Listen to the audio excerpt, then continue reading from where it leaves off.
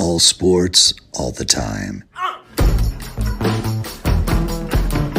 There's heroes and there's legends. Heroes get remembered. Legends never die. This is the Spoken Podcast. Hold your ears, folks. It's showtime. I'm your host, Lance Twidwell. Man, that kid, he can ball, man. He can ball. Touchdown, Kansas City! Patrick freaking Mahomes, baby! Let's talk some sports because that's what we're here to do. You are tuned in to The Spoken.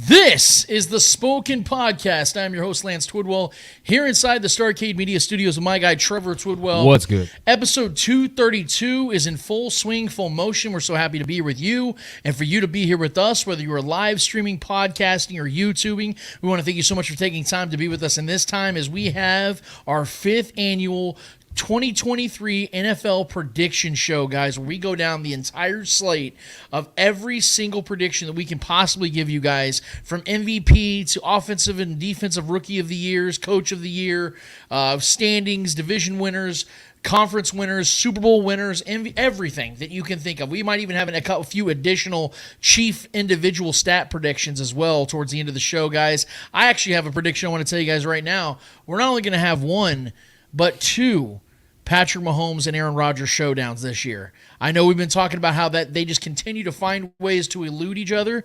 In my predictions, we're going to have multiple Rodgers and Mahomes showdowns this season to button up this rivalry for whatever reason, Trevor, that we can't get for two of the most talented quarterbacks who've ever existed.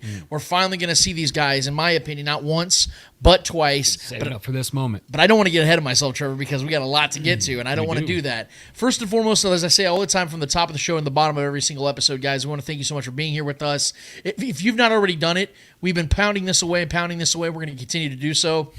Get on our YouTube channel, hit subscribe, obviously, hit the notification button so you know every time we go live. But most importantly, we want to hear from you. Get in the comments, guys. Let us know what your guys' questions are, what your takes are. And because today is a full-fledged prediction show, we want to get your guys' predictions as well. We know we set it up every single week on our social media platforms for you guys to tell us what you guys want to see happen this season, what you predict's going to happen this year.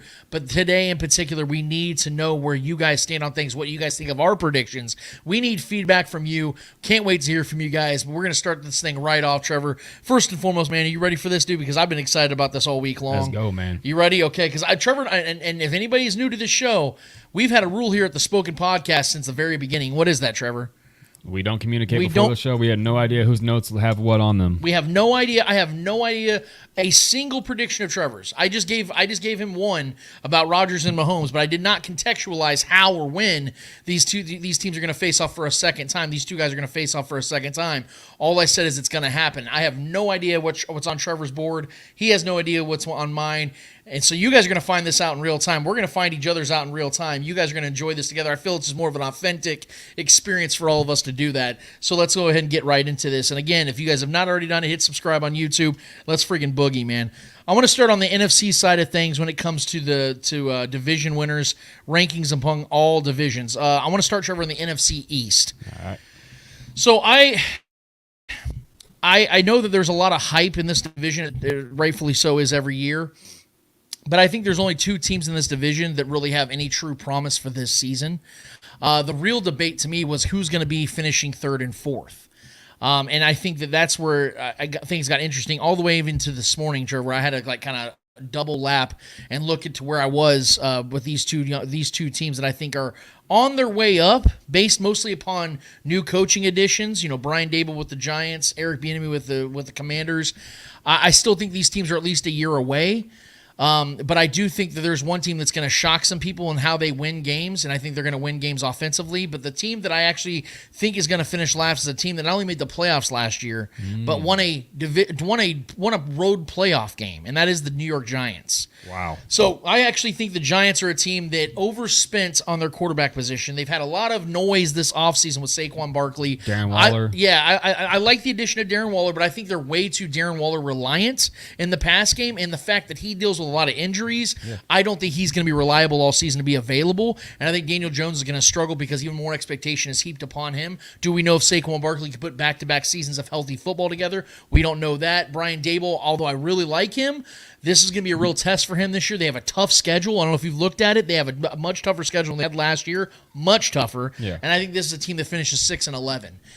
The Commanders are a team that I was almost guaranteed to pencil in as last place, but I believe in Eric Bieniemy. And I also believe in Sam Howell. I don't think he's ever going to be some pristine franchise quarterback, but I think this is a guy that is not afraid of anything. He's not afraid of the moment. I think that offense is more talented than people want to give them credit. The offensive line's decent, and they have a really good defense. Yeah. Chase Young is healthy for the first time in what seems to be forever. Seems like since his rookie season. I think that Chase Young is going to have a really good season. I think their defense is going to play well. I think they're going to win a few divisional games. I have them at 7-10, which is better than a lot of people have them. So I have the Commanders at 7-10. Where it gets interesting, though, Trevor, is at the top of this division. You have two teams that can get to the Super Bowl in this division, in my eyes. You have the Cowboys and the Eagles. And although I think the Eagles absolutely capitalized on what they did last season, they played their asses off. They had a great defense. The best pass rusher we've seen since the 85 Bears, if you really think about it. They also had a very soft schedule, and they capitalized on that, and they won a ton of games off of it. I think the Eagles are still one of the best teams in the NFL. They have one of the best offensive lines in the NFL, and they have, to me, one of the three best quarterbacks in the NFL. I think Jalen Hurts is going to have another MVP type of season. But when you lose both coordinators and you have an unproven coach at this point still, I don't know what Nick Sirianni still is as a head coach. He had a really good season last year, but we also showed in the Super Bowl in the crunch moments, he made some pretty practical errors here, man. I have the Eagles finishing second in this division at 12-5. I think they're still going to win a ton of games. I think they're going to be really close to winning this division, so close that I have them tying the division winner Cowboys at 12-5. They're both going to finish 12-5, but the Cowboys are going to finish with a better division record, a better conference record. They're going to split 1-1 each, Eagles and Cowboys both winning their home games. But I like this Cowboys team, Trevor. I don't love them, but I like them. I think that they have a decent schedule. I think they're going to be the favorites in most of the games they play. They have maybe the best defense in the NFL this season. I think they have one of the best and now that Zach Martin's solidified, they have their offensive line geared up. I think Dak Prescott's pissed off about the Trey Lance acquisition and how disrespected he feels. Mike McCarthy even probably feels a little disrespected. He probably feels disrespected with the fact that losing his OC, people think that he can't handle his offense. Mike McCarthy can run an offense. Yeah. And I think this team's going to win a lot of games. CeeDee Lamb's going to have an awesome season. I think they're going to win 12 games as well, and they finish at the top of the division. Trevor, how do you see the NFC East going? Man, I thought I was high on the Commanders. I love the Commanders just for viewing purposes, not as like real football and winning real games. I do like them, but I have them finishing fourth. Yeah. I'm you know me, off air, I'm a big Sam Howell guy. I've loved what I've seen out of him in the preseason. I thought he fell too far in the draft when he got drafted. I love his skill set. He's 6'1", 210, solid guy, can run. He's like, to me, he's a little smaller, but he has like a little bit of Big Ben in him. He's like big, kind of a tough guy, but he can move, man. He has a little bit of Josh Allen-esque movement to him, where he can kind of maneuver in the pocket and escape, and he has a great arm. Yeah, I think if McLaurin is healthy, and my guy Jahan Dotson, who I think is going to be a star in this league, second-year guy. Played really well his rookie year last year. Really popped off the screen for me. He had some some Antonio Brown-esque kind of skill set, route running ability. And if they can unlock him a little more this year with Sam Howell, I like this team moving forward. This year one, not too big on them. I have them winning 8 games. I have them going 8-7. This division is really good to me. I know the Giants have a tough schedule, but I think another year under Daboll, who I think is working his way up into the charts as who's the best coaches in this league. I think he's up there. He just won Coach of the Year last year, obviously, for good reason. I think another year with Daniel Jones, another year, and then getting an absolute target hog and Darren Waller at tight end, who's an absolute freak athlete, I think is a massive upgrade for them. And they still have a lot of decent receivers there. There's way too many names, a lot of mouths to feed, but I think that's also a good thing. They got deep threats like Darius Slayton, who's been a good deep ball guy. They drafted Hyatt, who I like a lot coming out of the draft. I think that was a good pick, really good athlete.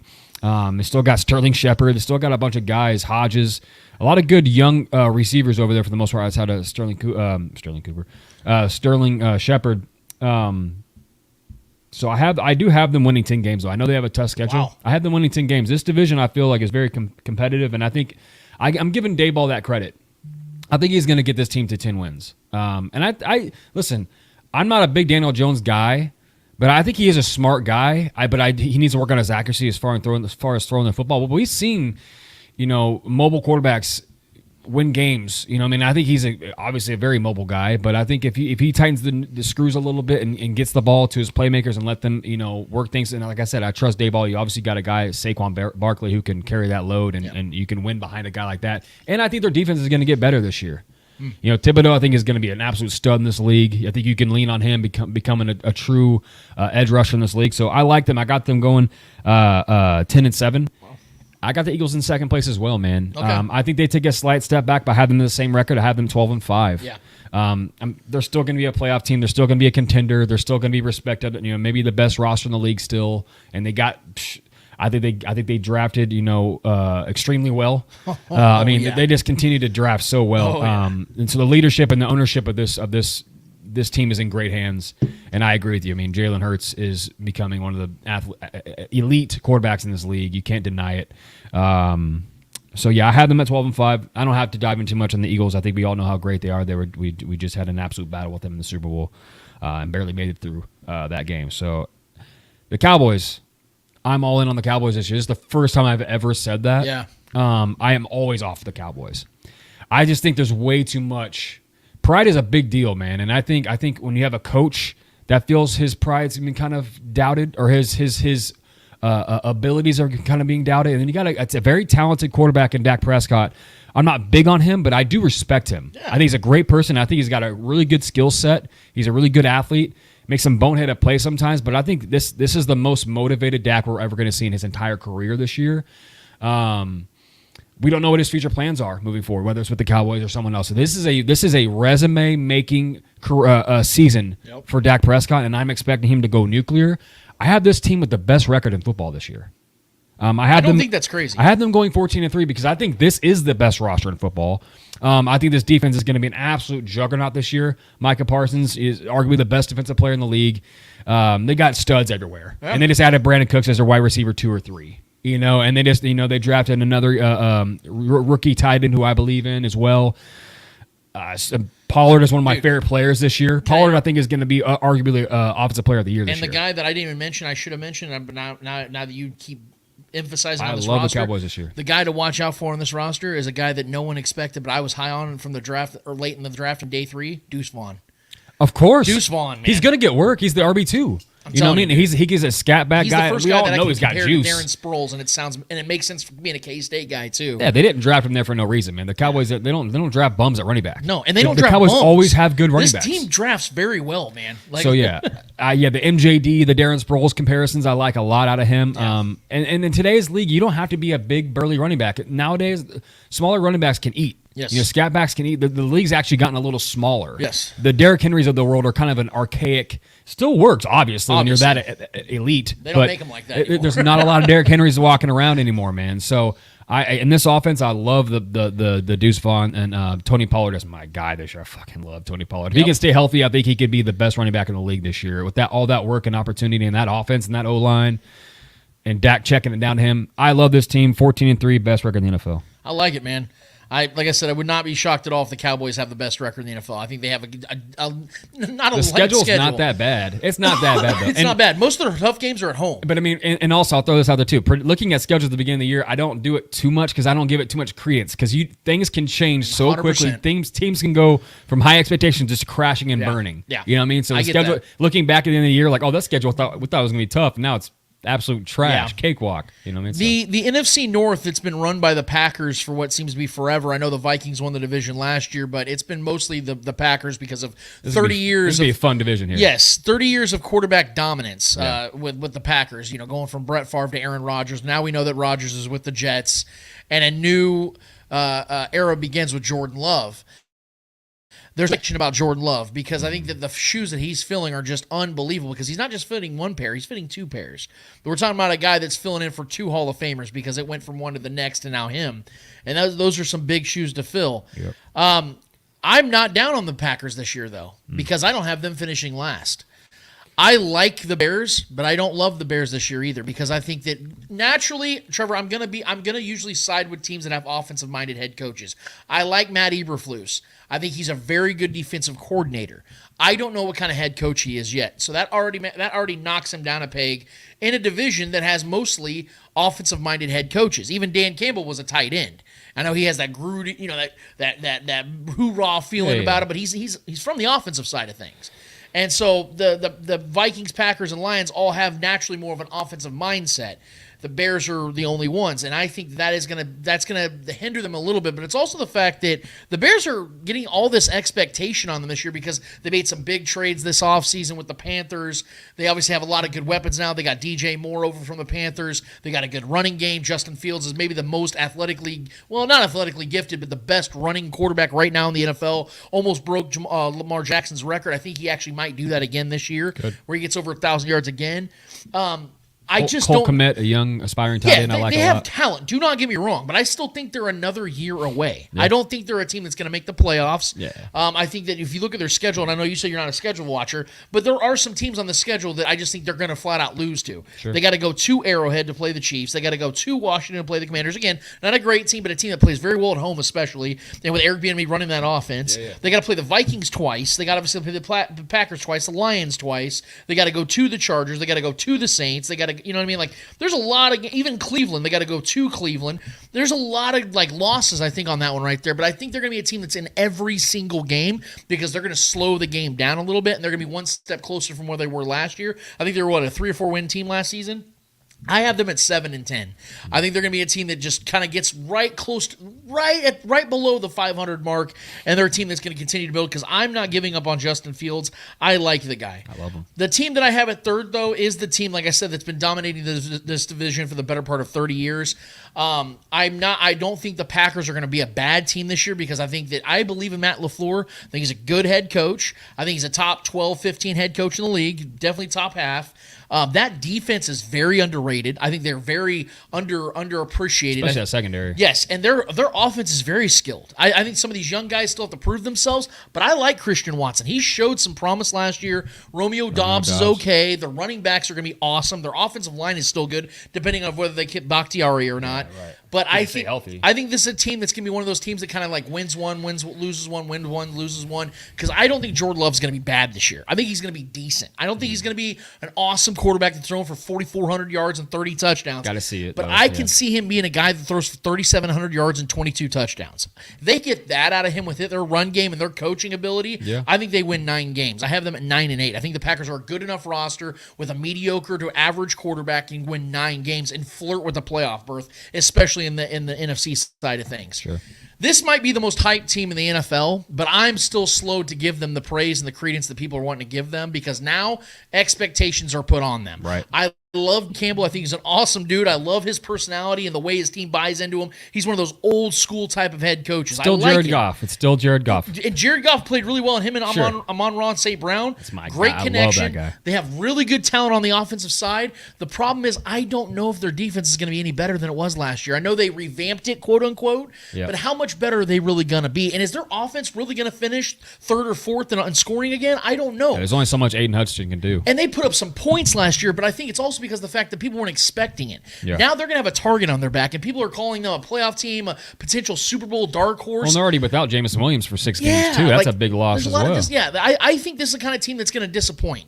I'm going to be real. I think they're going to have a winning record again. I think they're because they finished, 8 or 9 9-8 this year. Yep. I think they're going to finish 9-8 this year, have a better conference and divisional record than the Packers, which is why they'll be above the Packers. I think Jared Goff and Amon-Ra St. Brown play well together, but I think their Jahmyr defense... Gibbs, the rookie running back they drafted, is an absolute stud. I just think their defense is going to be still, bottom 10, 12 in the league, and I just think they're going to lose games, 34-31, kind of games like that, and I don't think they're going to live up to the hype that a lot of people are expecting, which leaves one team, a team that I think people are forgetting was a 13-win team last year. People love to hate. Yeah, and Kirk Cousins, I know that everyone's talking about the bandwagon of the quarterback series, and now everyone's clinging on to Kirk Cousins. Trevor, Right. you and I have been Kirk guys before that.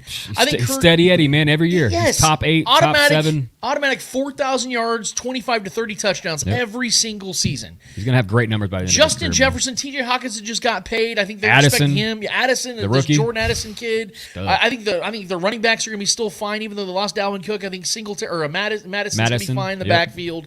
I think their offensive line is good. I think here's the biggest acquisition they have this offseason that no one's talking about: Brian Flores. Yeah. Becoming their DC. That defense needed help, man. I don't for think sure. their defense is going to be elite, No, but I no. think they could be 15th, Couldn't be 16th much in the worse than league. last year. I think they could be 15th, 16th in the league.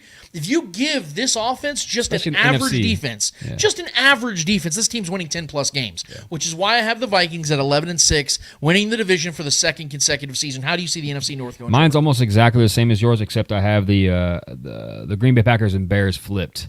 I like the Packers. I love LaFleur. I really do like him. I just think there's a lot of work that's going to have to go into this team moving forward with Jordan Love. You lose Aaron Rodgers, and we don't know. You know, when a quarterback can unlock a certain wide receiver skill set like Watson last year, which kind of came out of nowhere, we knew he was a freak athlete coming into the draft. Yeah.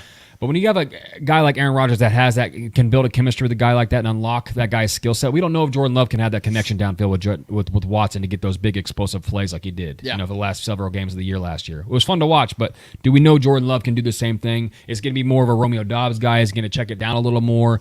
You know, I just going from Aaron Rodgers to an unknown quarterback is just a big question mark for me. They could actually do really well, and I actually think Jordan Love has a solid skill set. He seems like a very level-headed guy, good head on his shoulders, big frame, can move, is more mobile than people actually realize.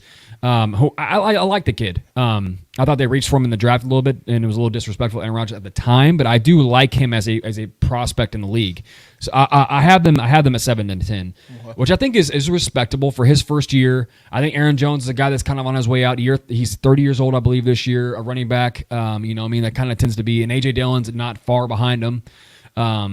So I just don't know. I don't trust this offense behind Love yet. I could definitely be wrong on that. But for fantasy reasons, I think there's like fantasy purpose and stuff like that. Yeah, there's for fantasy football players out there. I think there's a lot of goodness on this offense. But in real life football, I'm giving them 7 wins. The Bears I have at 9-8. I like Justin Fields. I think Justin Fields took a big step last year. Not just for his. He was struggling his first year as a passer for sure. But I think he discovered some things about himself and became more of it because he wasn't that big of a scrambler in college. He was, but not to this degree. This was wild. The things he was doing last year. Now that defenses have to respect that, I think he's going to unlock a little bit more. And now you give him an elite weapon and DJ Moore, a true wide receiver 1 in this league, who's yet to really be unlocked, in my opinion. I don't think he's been truly unlocked. He's been stuck in Carolina, with a rotating door of quarterbacks and OCs. So I think you give him consistency here. You give him a true elite wide receiver 1. I think that duo is going to be great this year. Great to the degree of getting them at least to 9 wins. So I had them going 9-8. I like the Bears this year. I like Cole Kmet to take the next step as a true receiving tight end. He just got extended. He got paid. So I like to see him get some work this year too. Khalil Herbert's a solid running back as well. They drafted another running back who I like as well. I think this offense could be really fun. I think this offense could take the next step building on from what they did last year. And translating some of those chaotic games into some wins instead of losses. Right. Detroit Lions I have second in this division as well, 10-7 as well. I do think they take a little step back. I think they were a little overhyped last year. They were the Hard Knocks team. They were you got them winning 10 games though. That's sure. legit. But the NFC is so open. Yeah. You know what I mean? So it's hard to. The AFC is so loaded, and the NFC is so open as far as like who's really going to take that next step. Who, you know what I mean? So 10 games is respectable. I do think they take a little step forward as far as like what they had last year. You have them in the playoffs. I do not have them. Okay, because it's real quick. I have the Lions at 9-8, but they're the 7 seed. Okay. So I actually have the Lions making I call them a disappointment because I think people are expecting them. I'm sorry. I do have them. I have them 7 seed. Yeah, same. Okay. So yeah. We have different records, but we both have them squeaking. I forgot I did have them as 7 seed. Yeah. So 10-7 should get them in the playoffs in the NFC. Yes. Yeah. But this division's I think gonna be fun. I think all these interdivisional games are gonna be. I think all 4 of these teams battling out. 100%. These are all gonna be fun, 100%. high scoring games. So if you're a bettor, or you're a fantasy player, stack all these games. I think all these teams are gonna go at it with each other. So I love it. And then obviously I'm a Viking. I'm a Vikings guy this year. I like the Vikings. Yep. I'm a Kirk Cousins guy. He's very steady. They got the best receiver in football, and they might have the best rookie receiver possibly as far as volume and what work he's going to keep. Because you take away Adam Thielen, Addison's going to get all that work. And he's an upgrade. Adam Thielen had 100 upgrade. plus, 120 plus targets last year. Right. Vacated. And he can't even run anymore, Addison's man. a freak athlete, man. And let me say this real quick, Trevor, for the reason why to add incentive to this Vikings pick, that you and I are on a consensus. Guys, we have to remember also this. Kirk Cousins is on a contract year. Yes. And we know one thing about Kirk Cousins. This dude knows how to get paid. And who also quarterback- just got paid. Hawkinson just got paid. Right. And I think that Kirk's looking at it like this. Look, the worst case scenario for Kirk is the Vikings don't sign me back and I go to the 49ers next year. Like, that's what we're looking at. I call these here. resume years, And he's bro. going to make These- money yeah. regardless. Even at 35 years old this next For year, sure. he's still going to make He money. 'cause played he's still great one of the- last year, even banged up. He's one of the 10, 12 best quarterbacks in the league. You can't name 12 quarterbacks better than Kirk No, Cousins right now. he's definitely top So 10. I definitely I agree with you, Trevor. I think that there's a lot of motivation. O'Connell, the Yes, head coach, year two in that really offense. like him, man. They call him Tall Sean McVay. He was out of L.A. Yeah. I really like him too, man. I think he takes another step. I just like his poise and his composure. So I agree with you 100%. Yeah, I on have that, them going 11-6. I Same. don't need to say too much. I'm a believer in Alexander Madison. I think he can be, just as effective as Dalvin Cook was in that offense last year. Dalvin Cook took a step back last year, so I think Alexander Madison can at least be that. And if he can do that at the running game, that offense is going to be potent. I think in my mind, Addison's a step up from old Adam Thielen. Man, this is going to be a fun offense to watch, and I think they're going to win a lot of games. I got them going 11-6. Then we go to the NFC South. This is one of those divisions where I had actually I had a lot of trouble actually accurately depicting how I was going to rank Could the go bottom so many three ways. teams of this division. I think there are three really interesting teams in this division and one team that I feel like we really know what they're going to be. And I think this is going to shock you, though, Trevor, because a lot of people are really big on one particular team in this division. Yep. And they got the number one pick overall.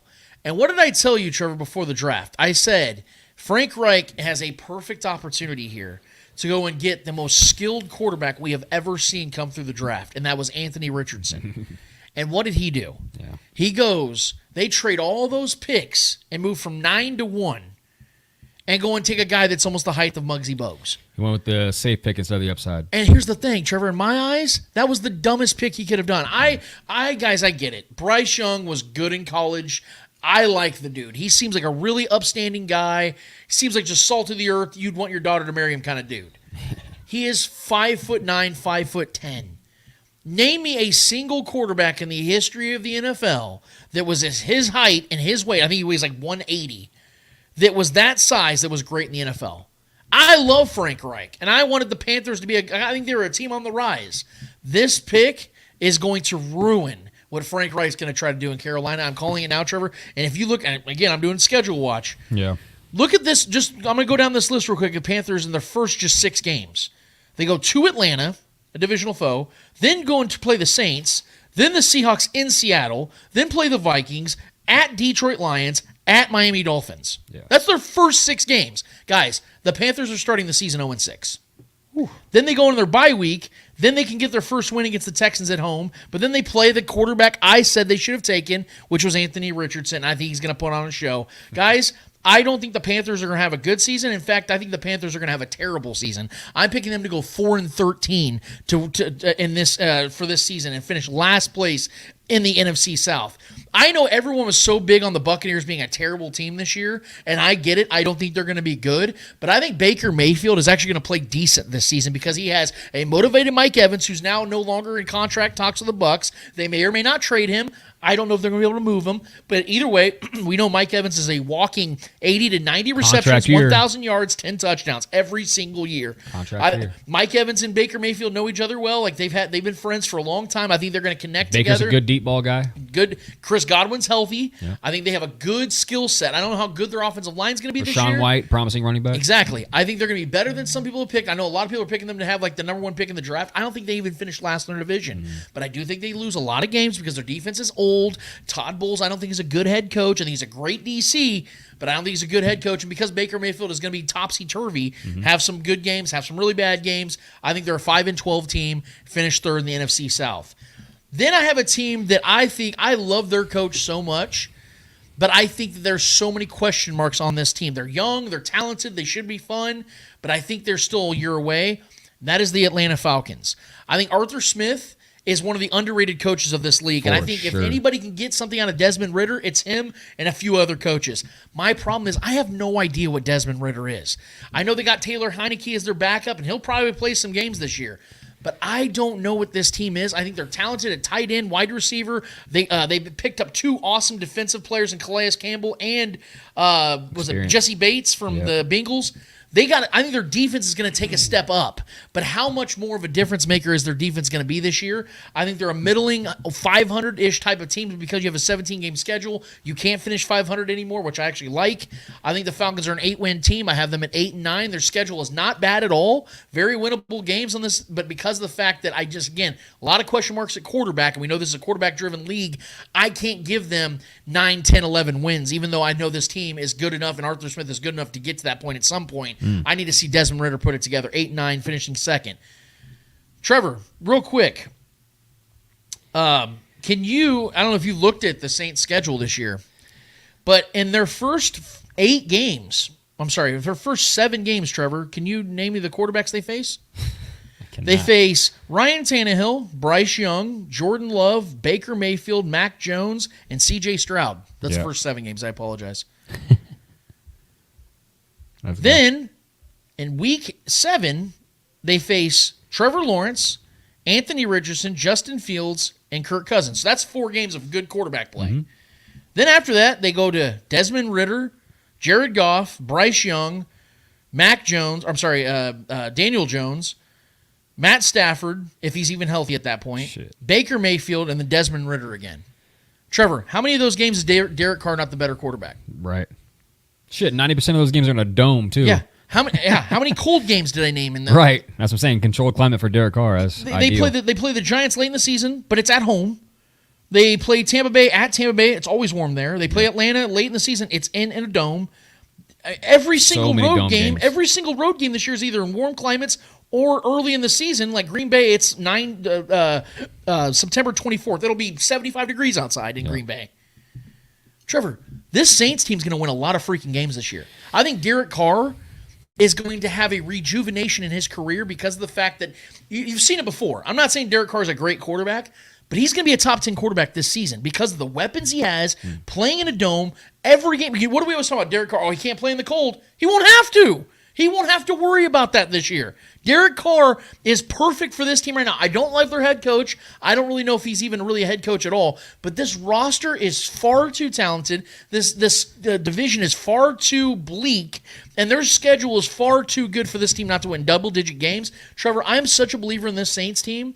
I am picking them to win 13 games this season and have the number 1 seed in the NFC. Oh, wow. The Saints are going to be, because everything is picture perfect. If Derek Carr is ever going to do anything in his career, it is right now with these weapons, with this defense, with this schedule, with that dome, with everything going perfect for them, with the lack of quarterback play they have to face. This team's going to capitalize on this, Trevor. I am so big on the Saints this year. 13-4, winning this division by a landslide. Wow. Okay. I'm gonna continue the trend here with the finishing 4th Carolina Panthers. I have no faith in them. I don't like their defense is good. Their offensive line is good. I liked the addition of picking up the running back Miles Sanders. I do like Miles Sanders if he can stay healthy. He's been dealing with offseason issues already.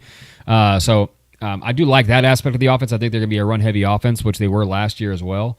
But I don't have any faith in Bryce Young, and I don't have any faith in that offense to go win games. I have them going 4-13 as well. Wow, we nailed that, huh? Yeah. I don't like them at all this year. I think they're just a team that's going to get just a peon team. Number 3 in the division, I do have Tampa Bay. I like Tampa Bay I put a bet on. I think a sharp bet is to have them win the division. I put money on them winning the division this year, just as if that offense, couldn't have been much worse than last year. It was like Tom Brady was horrible last year in a lot of moments.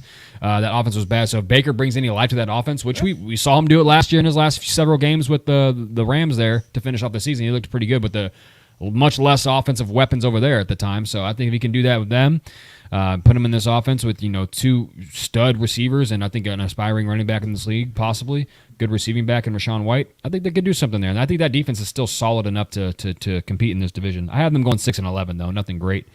Atlanta, I have them going 9-8. I do like Atlanta. I love the draft pick in Bijan Robinson. Higher than I would take a running back, but I get it. Bijan He could be a generational running back, Bijan Robinson. And that's a loaded running back room, too. They got Tyler Algier, who had 1,000 yards rushing last year, and no one saw that coming. You got Cordero Patterson, who I think is going to be more of a slot guy this year than he is a hitting running back, but always a weapon. Yep. I mean, the guy's always been a weapon, especially in this offense. Arthur Smith is absolutely one of the best coaches in this league for sure. Shout out FedEx, by the way. Yeah, but I just don't think they're going to be that team that's going to like really put the league on notice by any means. I think they're going to be one of those teams that I think the defense will be better, and I think they will run the shit out of the football. I have my questions about Ritter as far as a passer and connecting with Drake London. I don't know. I kind of feel bad for Drake. I could be totally wrong, but Drake London could absolutely fall flat Ritter this year. might be good. We don't know. Or he could be really good. Yeah. You know what I mean? And that's a good offensive line. Yeah. Such a great offensive scheme. Arthur knows how to call the right plays at the right time. He knows how to move the ball and get to the sticks and just keep long drives alive and finish strong. They could win more than 9 games, and I wouldn't be surprised. But I'm playing it safe with my pick. I still need to see it from them, and I don't. And it's such a question mark at quarterback. I don't know. I think real quick. I think if the Falcons are one of those teams, Trevor. I think they could win this division. I would not be surprised. You and I would agree that if they just had like a Jared Goff or a Kirk Cousins, that's a 10, 11, 12-win team. Yeah, but could Ritter become a Jared Goff? I think that's possible. That's why I couldn't give them the credence of having a winning record because I'm like Desmond Ritter. I don't know. It all rides on him. Yeah, you know what I mean? Like, So. Yeah, I don't. I mean, Mariota won some nice games with them. If they can do that, with Mariota. I mean, Ritter can be much worse. You know what I mean? But the mobility of Mariota, I think, helped that running game a little bit too. Opened up that option play. So Ritter's not going to do that. Yeah. So we'll see. We'll see if they can get maybe Kyle Pitts can be a player in the league this year. That'd be cool. Get a touchdown. Yeah, or we can just trade him to the Chiefs. You know what I mean? That'd be great. I do have the Saints winning this division, but I only have them going 10-7. I'm iffy. I think there's a lot of hype going on behind them right now, and I don't know if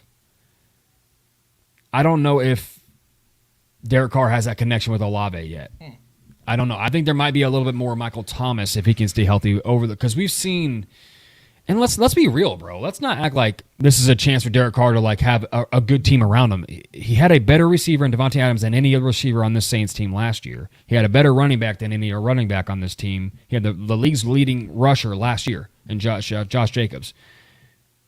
So, I mean, it's not like he didn't have studs offensively last year. They were horrible. They had a really good offense last year. I'm saying. So their offensive weapons, in my mind, were better for the Raiders last year than the Saints have this year. But why were the Raiders bad last year? Because of bad coaching and bad defense. Sure. It wasn't because of Derek Carr in that Saints offense. Defense. Their schedule is great. I will say that. That's one thing. That's one of the main reasons why, because it was so cake and there's so many dome games and so many opportunities for Derek Carr to play in warm temperature. And this will be the best defense he's ever had. Sure. Yes. Even though I don't think there's a better defensive player on the Saints team than Max Crosby was. Cam Jordan. Cam Jordan. Sure. Yeah. But he's getting up there in age.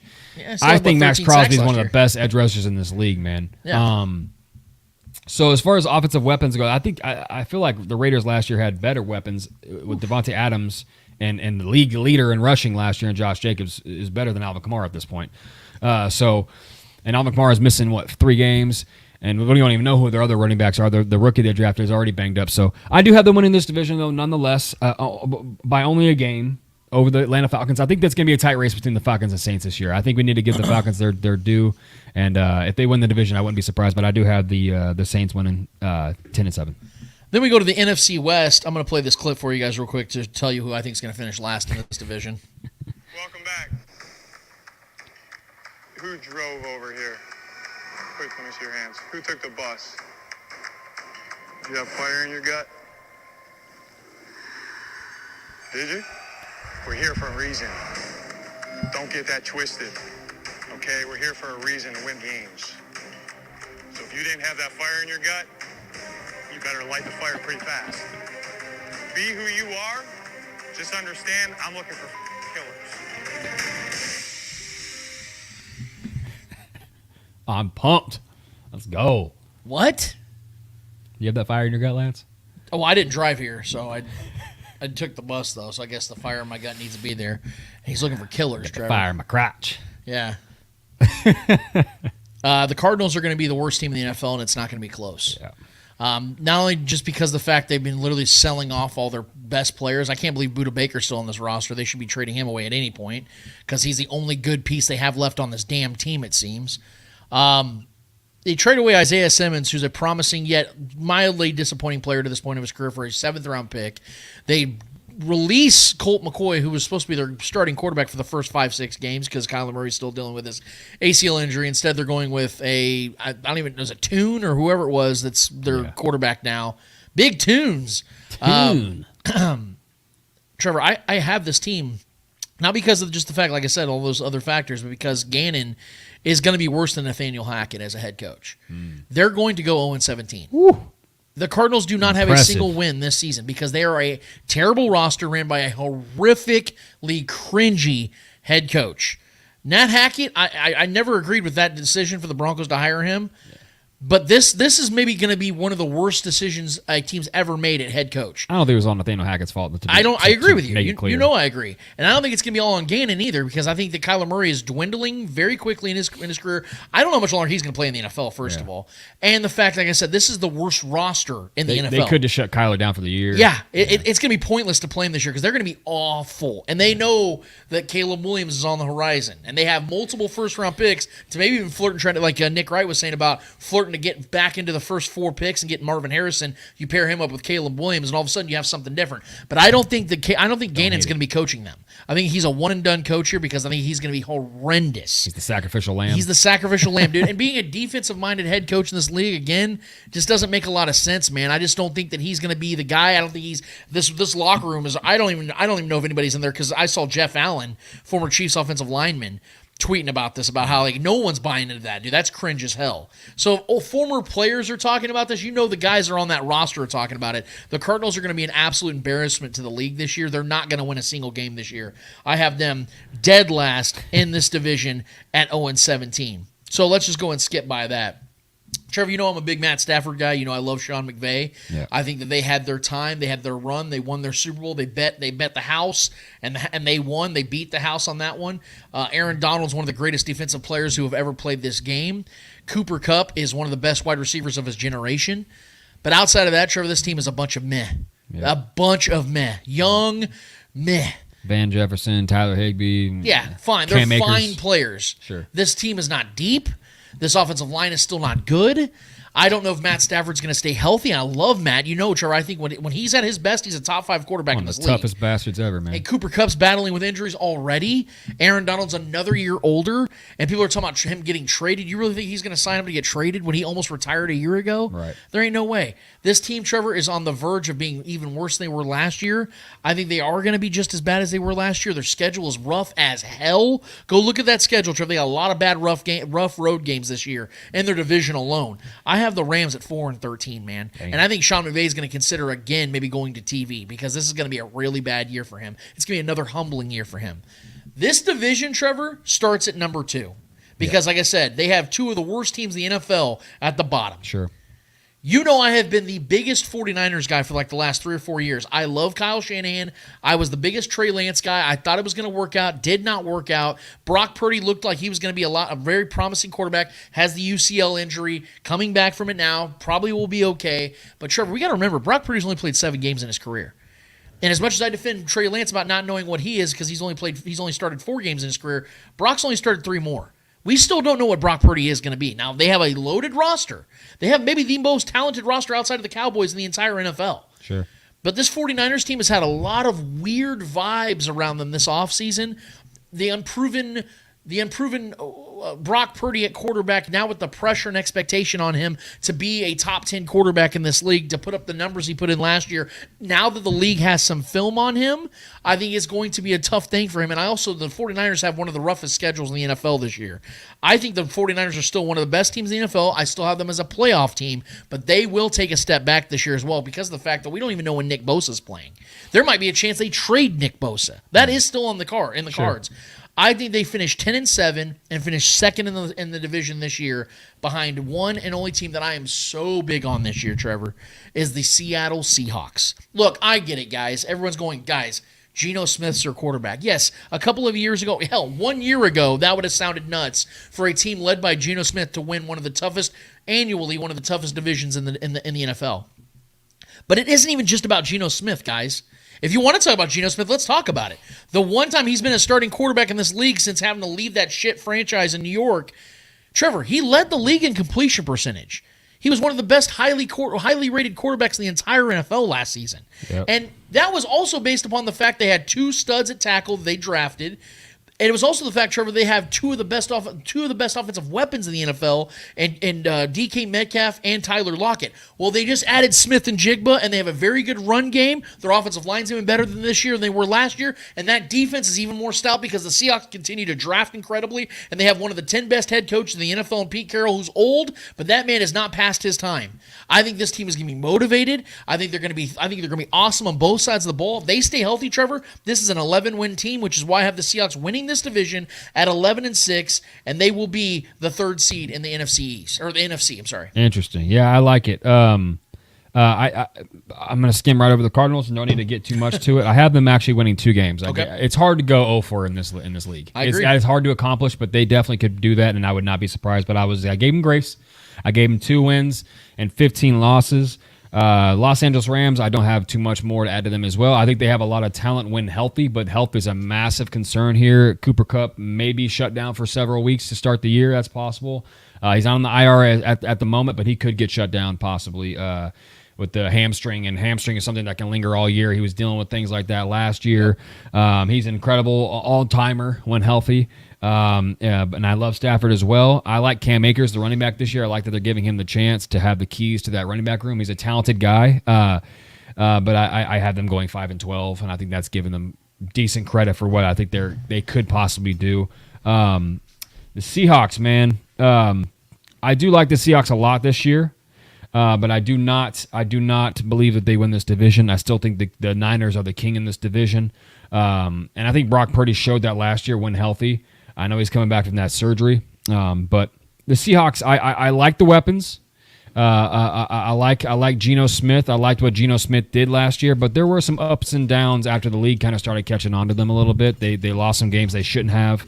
That offense is still going to be great this year. I do believe they're going to put up points. Yeah. I have them winning 11 games, and I have them as a team that's not going to be there. I think that they go 11-6. I just think that certain things could catch up to Geno. I like Geno, but I don't think he's some kind of top tier quarterback. I understand he had the highest accuracy rate last year, and he's just got to get the ball in the hands of his playmakers. He's got Ken Walker running the ball. They got maybe as the year progresses the best receiver room in the league. Possibly. And I think this is a year for DK to really kind of establish himself as one of those top elite receivers in this league. He has the frame. He just yet to really put together an absolute dominant year in my mind. Granted, you got Tyler Lockett out there who's as consistent as they come when healthy as well. So I like them. I have them going 11-6.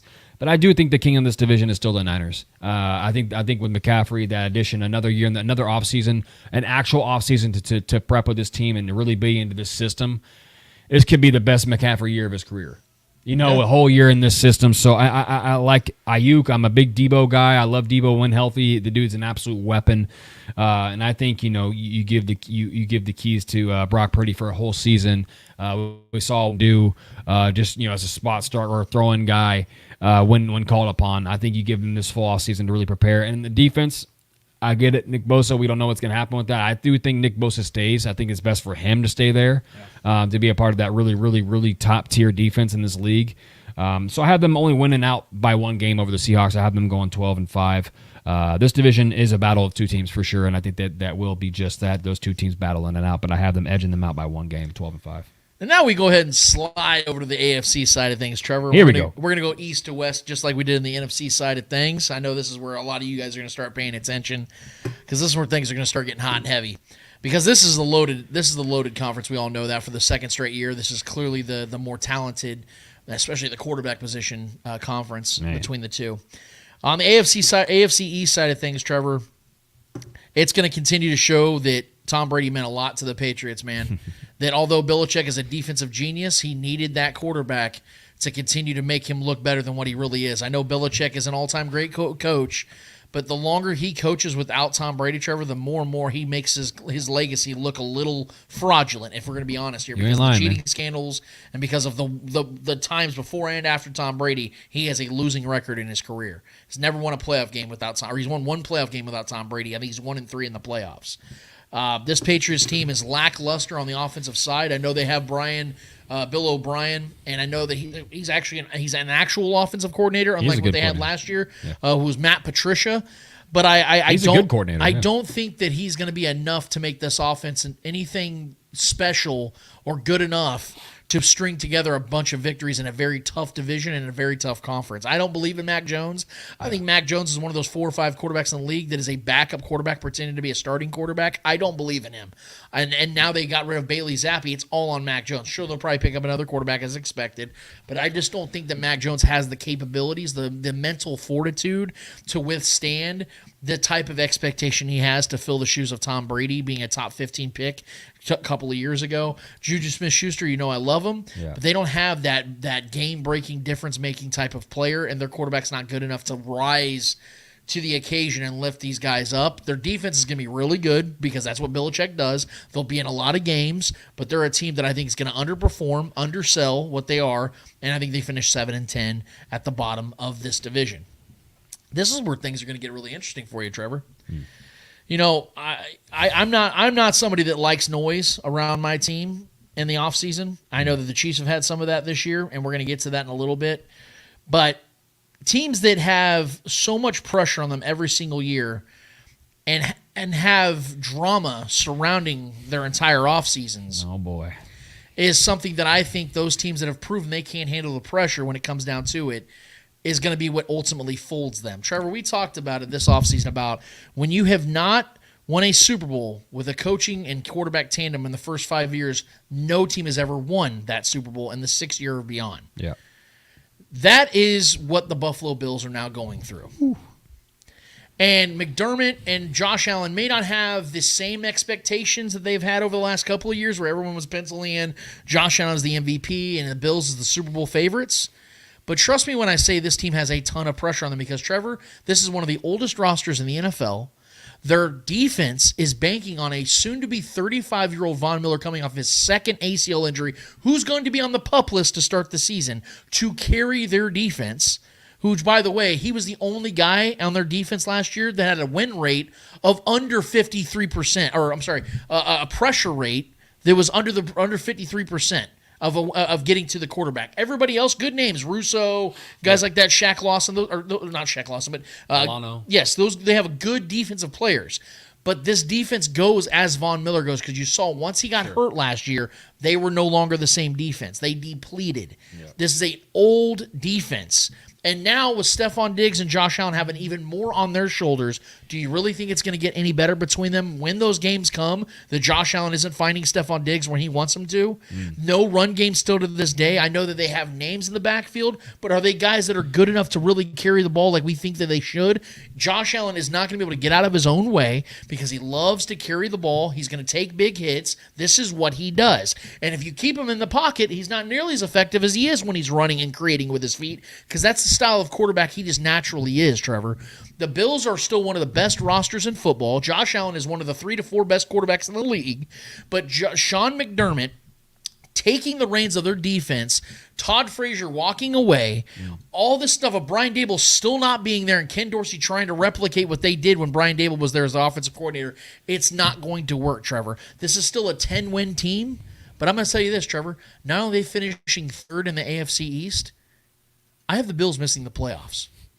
Their schedule is not friendly. They have a lot of tough road games. Again, I know their skill. Bills Mafia is going to absolutely, and that's fine. I welcome it. I welcome it. We can't sit here and pretend like this team didn't have their ultimate shot 2 years ago to win the Super Bowl. They didn't capitalize. Last year, they got absolutely embarrassed at home by a team that didn't have an offensive line.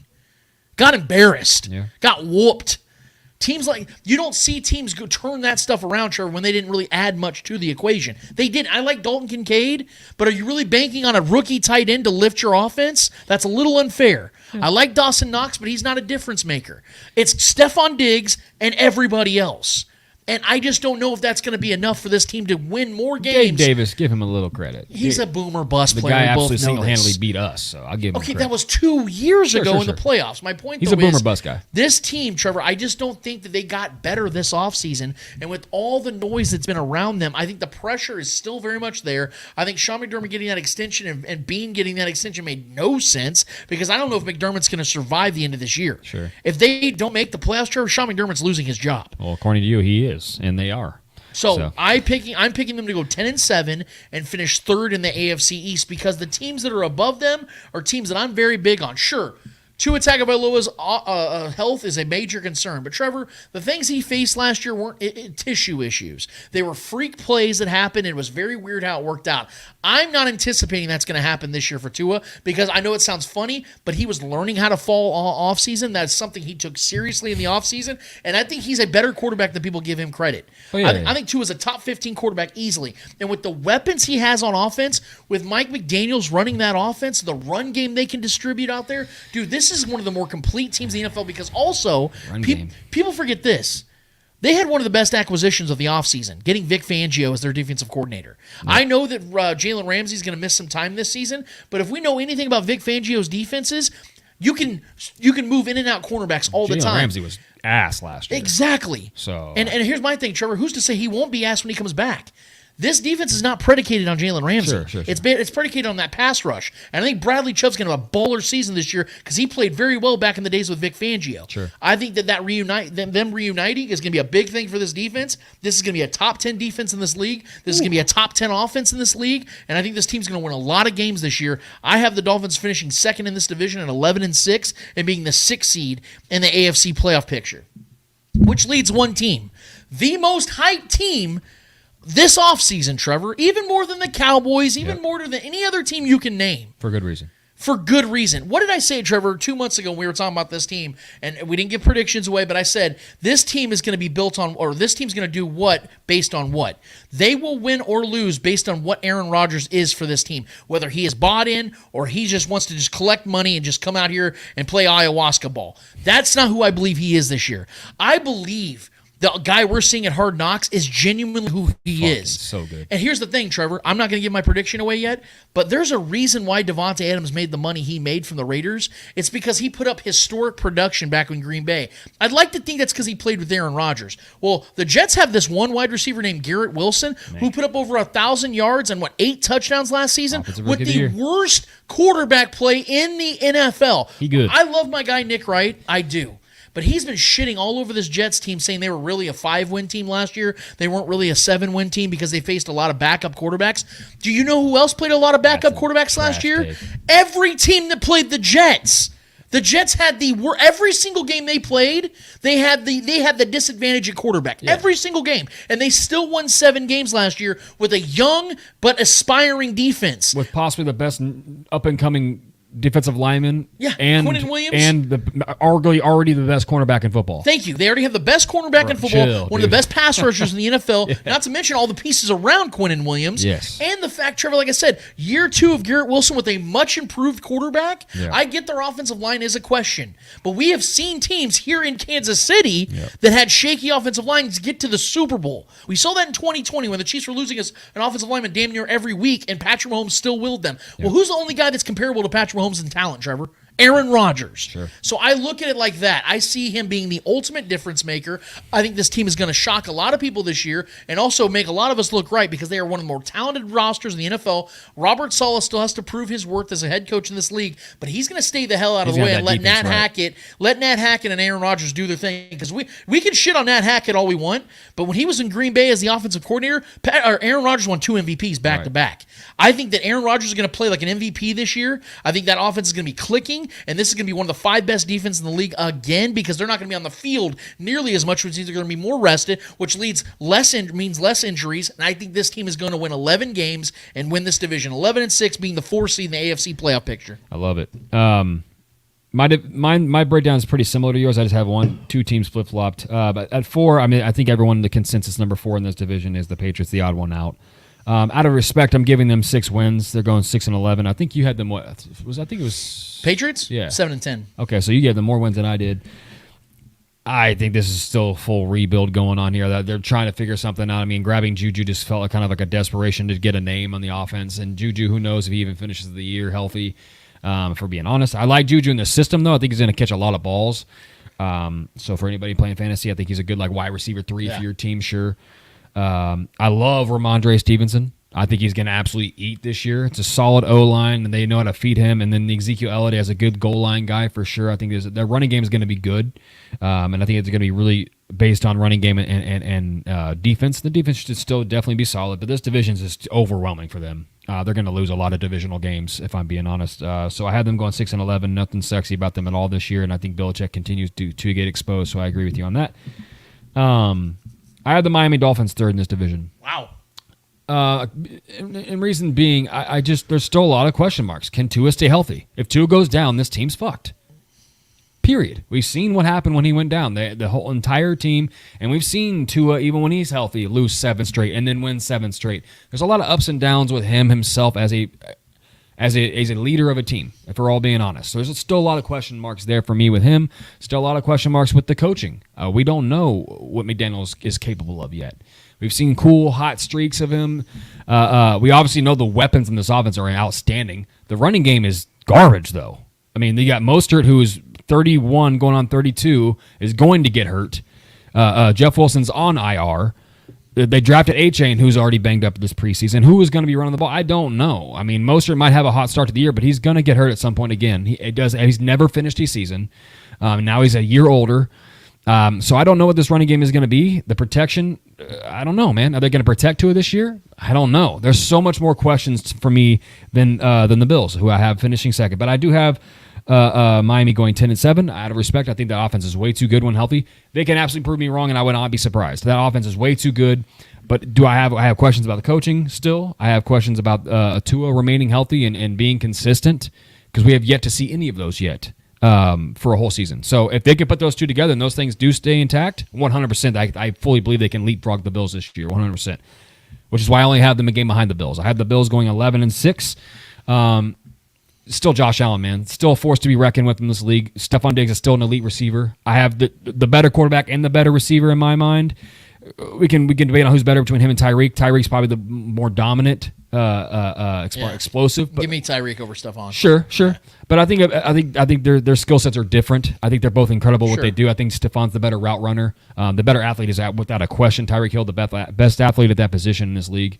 Could go for 2,000 yards receiving this year, bro. I mean, he almost did it last year. Jalen Waddle's over there too. Let's not forget that. Who 100%. Yeah. The duo over there is absolutely better. But I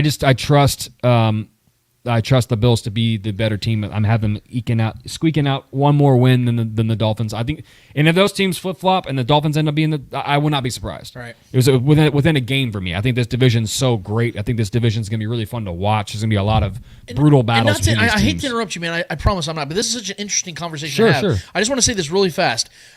Again, I look at because the year to year the NFL changes so much. You would agree with me the Bills didn't get better this offseason, right? Just like real quick. No, okay. They lost some pieces in the secondary. I think the running game actually got better. I think James Cook is better than run the Singletary. ball, sure, but I think what we saw towards the last few games of the year, we saw James Cook actually playing really well. I think he's a good receiving back. So yeah. Okay, and then you look at the changes on the Dolphins side. They improved a defensive coordinator. They improved defensive players. And if, like you said, the whole Tua healthy part of it, I mean, you look at it, the Dolphins made the playoffs last year. I think they won 10 games, if I'm not mistaken. Yeah. And Tua missed, 4 or 5 games? They had, Skylar Thompson and a bunch of just dudes playing behind him. They got Mike White as their backup now.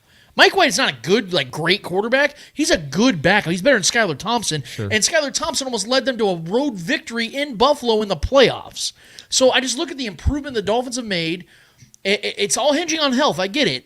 But if that's what you're hinging it on, I like your team better than another team that did not improve, and their health is a concern as well because, again, their defense goes as Von Miller goes, and he's an aging, injury-prone player. I will agree with you that the Bills got worse defensively, but I do think they got better offensively, though. I think they kept all their offensive weapons intact, and I think the fact that I think they upgraded at running back. I think they're leaning into the new running backs with James Cook, who I think is better than Singletary. So I think their offense did be, and then they drafted an absolute freak at tight end. I think Dalton Kincaid is an absolute stud, could be a year one contributor for sure. I think he's going to be. I think he's leapfrogged Dawson Knox already on the roster. Wow. He has. He's the tight end one on the No, I didn't know that. That's what I'm saying. Wow, I didn't know So that. I think Kincaid is an absolute guy that could not be like a massive game changer for the team in real life, but I think as a contributor in the passing game to be like a safety blanket and a guy that's really good after the catch, really good athlete. Dawson Knox wasn't that. He wasn't even supposed to be that. They turned him into that. He never caught a touchdown in college. It's true. He was a blocking tight end. So I think if you combine those two guys with that, I think that tight end, they could have some more 12-man, sets. So I think they could do a lot of two tight end with Dawson Knox being more on the blocking side of things and then Kincaid going receiving. I think their offense actually got better in my mind. And I think Josh Allen is far superior to Tua in my mind. So I'm just going with the better quarterback and the better, overall team that's shown that year in, year out so far. Granted, like I said, I have them one game better. Yeah. That could easily flip, and the Dolphins could be. You know what I mean? So you'll be surprised once we talk about playoffs. But, yeah. So I have the Bills going 11-6. New York Jets, I mean, you already know my guy Aaron Rodgers, bro. You pair him with Garrett Wilson, the offensive rookie of the year. I think anytime Aaron Rodgers finds one guy that he knows has elite upside, he's going to fuck the whole league with that guy. He does it every time. You know what I mean? Every time he has one guy he locks onto, the numbers are stupid. And Garrett Wilson might be the best he's ever had, possibly. I'm not saying Devontae Adams, but listen. You could be right. But Devontae Adams struggled out the gate in his career. It took Devontae 4 years. Yes, that's what I'm saying. And Garrett Wilson's already offensive rookie of the year. Right, man. He could be better. With horrendous quarterback play. So this could be a 3-4 year right out in the sunset kind of situation for Aaron Rodgers, man. I love this Jets team. It could be the best defense in the league this year. Sauce Gardner is the tits. I mean, I love the guy so much. He's so fun. Seeing defensive guys absolutely just gush over Aaron Rodgers too. Not even just the receivers and the offensive weapons, but seeing Sauce Gardner give him the drip, give him the chain, all that. That's so. This team really, they have the good camaraderie. Man. I mean, going going from what they had before to this. I mean, it's an absolute massive upgrade. So this team is going to be so fun. I love Robert Saleh. Rah coach who I love, who's also got the smarts, not just a rah musclehead freak kind of guy. He's a guy that's got it as well, and I believe in this team. I say all that, but I only have them winning one more game than the Bills. I have them going 12-5. I think this is going to be a tight race. These three teams this might be the best division of football. Yeah. You know what I mean? So I have them all within a game or two of each other. Yeah.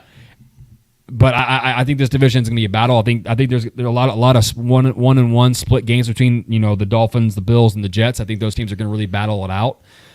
So for that reason, I have all those teams within a game or two of each other. But I have them going 12-5 and winning this division. Like it.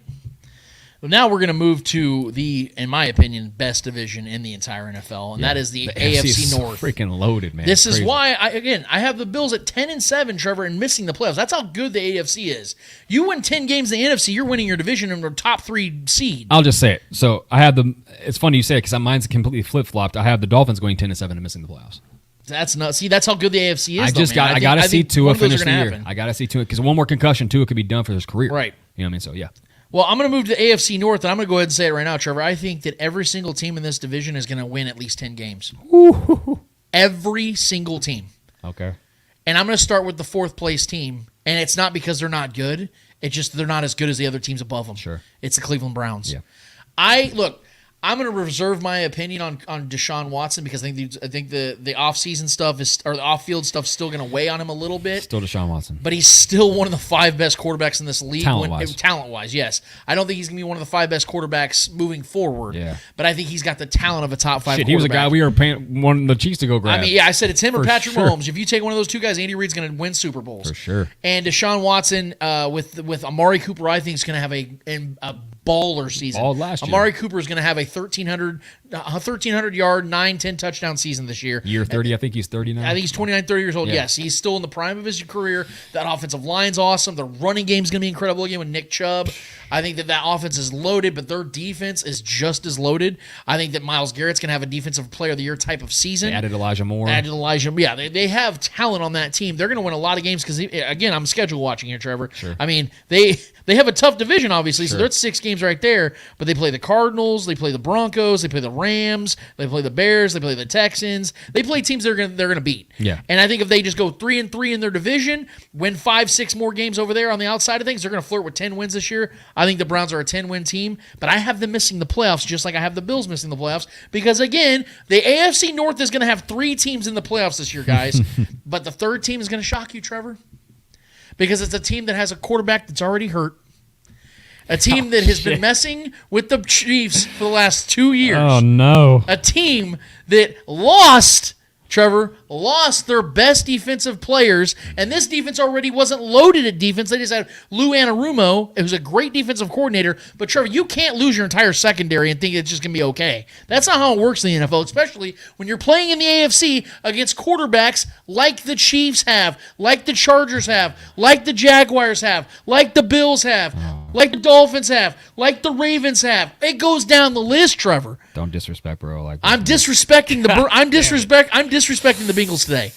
It's not that I don't think they're a good team. They're going to make the playoffs, Trevor. But the AFC North has 2 other teams that are coming for that ass. Sure. And I think the Bengals have had their chance like the Bills have had to win the Super Bowl. They had maxed out. Joe Burrow was on his rookie deal. Jamar Chase, T. Higgins, all these guys were on their rookie deals. That's all about to change, Trevor, because the Bengals are going to have to pay Joe Burrow probably $50 million a year. Jamar Chase is going to make $30 million a year, and T. Higgins is going to make at least $25 somewhere else. Yep. This is their last chance, but Trevor, I don't think their defense is going to be as good as it was before. I think their defense is going to struggle this year to get to the quarterback because Hendrickson's not young anymore. I think he's 31, 32 years old. You look at the secondary, I think it's going to be trash this year. Jesse Bates, I think their secondary is going to be trash this year. And I think they're going to struggle. And Trevor, here's the biggest scheme reason. is so good, though. Their scheme is awesome, but scheme Trevor, is you still good. got to have the Jimmies and Joes, man. Sure. X's and O's work, but unless you're Bill Belichick, you don't just every single year have a top 10 defense. Sure. I think the Bengals are going to struggle on defense a lot this year, early and often, Trevor. And if you look at the early part of their schedule, I just pulled it up and now I just closed it out like a jackass. Idiot. I know. If you look at their schedule, dude, and again, we don't know how healthy Joe Burrow is yet. We have no idea. They're saying he's going to be ready for week 1. Ready, but what is ready, though? in quotes. Exactly. And Trevor, we know you talked about hamstring injuries earlier. You know what else lingers? Strained calves. Strained calves, and they could turn into worse injuries, Trevor. It's a smaller I'm muscle, not too. wishing on it. Easily, I yeah. hope he's healthy all season. I hope he plays all 17 For games sure. I because like Joe Joe Burrow Burrow, is man. great, and I love Joe Burrow. Yeah. But guys, the first 2 games of their season at Cleveland, where he's owned, they literally own him, and then Baltimore Ravens the next week. They could start the season 0-2, Trevor. Then they have to go to the Tennessee Titans just 2 weeks later. They have to play the Seahawks. They have to go to San Francisco. They have to play the Buffalo Bills. Then go back to the Ravens. Have to play the Steelers again. Have to go to Jacksonville. Have to play my guy Anthony Richardson, and then they have to play the Vikings. They have to go to the Steelers. They have to go to the Chiefs. They have to play the Browns again to finish the season. Yep. That's a tough ass schedule, man. Sure, that division alone, shit. With the pressure, expectations, lack of roster, lack of upgrades at the secondary, you don't know how good their pass rush is going to be, and the fact that Joe Burrow is already dealing with injuries, Trevor, I think they're going to be a playoff team, like I said. But this division's too damn good. The AFC is too damn good for you to slip up. They're going to go 10-7, and they're going to finish third in the AFC North, which leads to the team that's been so active this offseason. And I really like the moves they've made. I think they have one of the more talented quarterbacks we've ever seen. I think John Harbaugh is one of the best coaches in the NFL. But I think this team has a lot of questions, too. I love the addition of Odell Beckham Jr. Rashad Bateman's still good. Zay Flowers might be the best rookie receiver this season. I think there's a lot of upside, especially when you conclude Mark Andrews. The problem for this team, though, is for the last 2 years, we've seen Lamar Jackson end the season on the shelf. And I think if this team stays healthy all year, they can win this division. It feels a lot like the Dolphins. If their quarterback stays healthy, they can do this.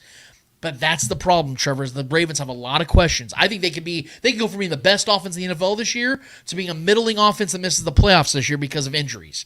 Odell Beckham Jr., they're going to be relying on him a lot. We haven't seen him have a healthy season over 2 years. We don't know what he's going to be. I think they are loaded, though, with the ifs. They are loaded with ifs. Their defense is going to be really good again because John Harbaugh loves putting out great defenses out there. I think they're going to be a top 12 defense at worst.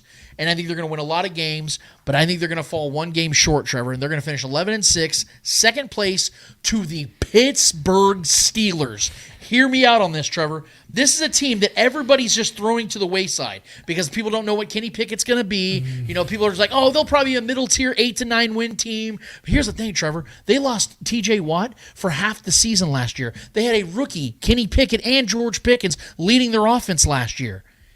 And they won 9 games. Yep. They started off the season, what were they, 2-7? And they almost ran the table at the end of the season. Mike Tomlin has one of the best teams in the NFL right now, Trevor. I believe in Kenny Pickett so much. I think this dude has top 10 quarterback potential. I'm not saying he's going to be. I think he's got top 10 quarterback potential. This dude is experienced in college, now in year 2 with George Pickens, which, by the way, Ryan Clark was not far off when he said what he said about the whole Justin Jefferson, George Pickens thing. George Pickens is just as talented as Justin Jefferson. I didn't like that he said he's way more talented. I think this George Pickens dude is going to show us this season, Trevor, with a 1,400-yard season, that he is one of the best dudes. Not to mention your boy, Trevor, you're big on, Deontay Johnson's in there as well. Sure. This is one of the most talented offenses in the NFL. Pickett to Pickens, call it now, dude. I think they're going to have a big connection this year. Najee Harris out of the backfield, a good offensive line. Pat Freiermuth, a tight end, who's one of the most underrated players in the NFL, not just a tight end. So good. This defense, dude, with TJ Watt healthy, who I think, I'm not going to give it away yet, but I think he has a chance to win Defensive Player of the Year. He's going to be healthy this year. Cam Hayward Cam Hayward is old, but he's not bad. He's like Calais Campbell. He's like Calais Campbell. He just continues to play well. Yeah. And that secondary with Minkah Fitzpatrick and those guys, Trevor, they're going to win this division. They're going to win the AFC North and go 12-5 this year because also the fact that you look at their schedule, it's very favorable as well, Trevor. They have their road games are the Raiders, the Texans, the Rams, the Colts. I mean, like, those are all winnable games. You know, if you look at and they have a tough division, obviously, but we know the Steelers play that division great every year. Yeah, those are all wins in my mind. They can win 3 or 4 or 5 games in their division. So right there, you have 5 road wins right there in those games. But this division is exactly tough. That's what I'm saying. And then they have some but then they have the Cardinals at home. They have the Patriots at home. They have the Titans at home, which are a middle tier team. Like, they got a lot of winnable games, Trevor. They have a lot of winnable games. There's not going to be many games in this season where they're the inferior roster. Yeah. And we know Mike Tomlin's one of the 5 best coaches in the NFL. Sure. So I have them at 12-5, winning the AFC North. Yeah, this is where we're going to differ a lot. I just think in this division there's a massive tier difference at quarterback play here, and I think that's really, really going to be a major effect on who wins what games here in this division. I do have the Cleveland Browns, though, to start at 4th spot. I had them going 8-9 out of respect. I think that's a good record. I think they can pull off 8 wins. I'm still not sold on what they're going to be. This roster is really, really good. I don't know if Deshaun's ever going to be Deshaun again, though. Yeah. I don't know. I think it's definitely more likely than not because I do believe in his talent and what he is capable of. I don't know, man. I mean, I don't know. I don't know if he's ever going to be back to the level of what we thought. I mean, this is if any situation. I mean, I know it's Cleveland, but if any situation, you got talent all around you. You know, you have arguably the best running back in football to lean on. You have a really good offensive line, really good defensive line, really good defense in general. You have a true number 1 wide receiver. You just got Elijah Moore, who is a very versatile receiver to add in the mix. So this team should be really good. But again, this division is tough. I had them going 8-9. I had them losing the majority of their divisional games because I just think they're outclassed in the rest of the division, honestly. So I think that's really going to keep them from being a 9-10 win team. So 8-9 for them. I had the Pittsburgh Steelers in the 3rd spot, and here's why. I had them at 10-7, which I think is fine. I think that's good. I think Mike Tomlin, outside of last year, always wins 10 games. Yep. 10 is like the floor for a Mike Tomlin team. I'm not as big on Pickens as you are. I do like him, but I've got to see more out of him as far as in real. We can talk about all the highlight practice videos and shit. Yeah.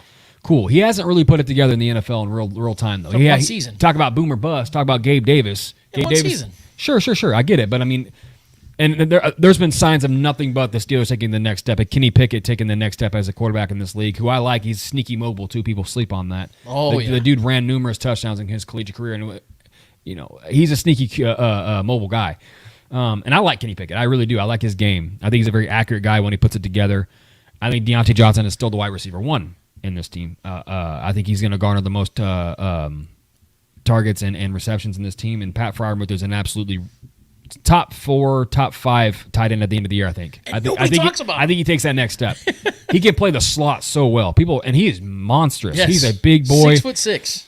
Yeah, I think he is the linchpin of this offense. Though I think I know we can talk about Deontay Johnson and Pickens, but I think Pat Freiermuth is going to be the make or break guy for this offense. I really do. I think Pat Freiermuth as one of the next up and coming true tight ends in this league to kind of carry that torch from the Kittles and that. I think he's one of those guys. So I like them a lot. I have them winning 10 games, man. This is more just out of respect for the elite QBs above him.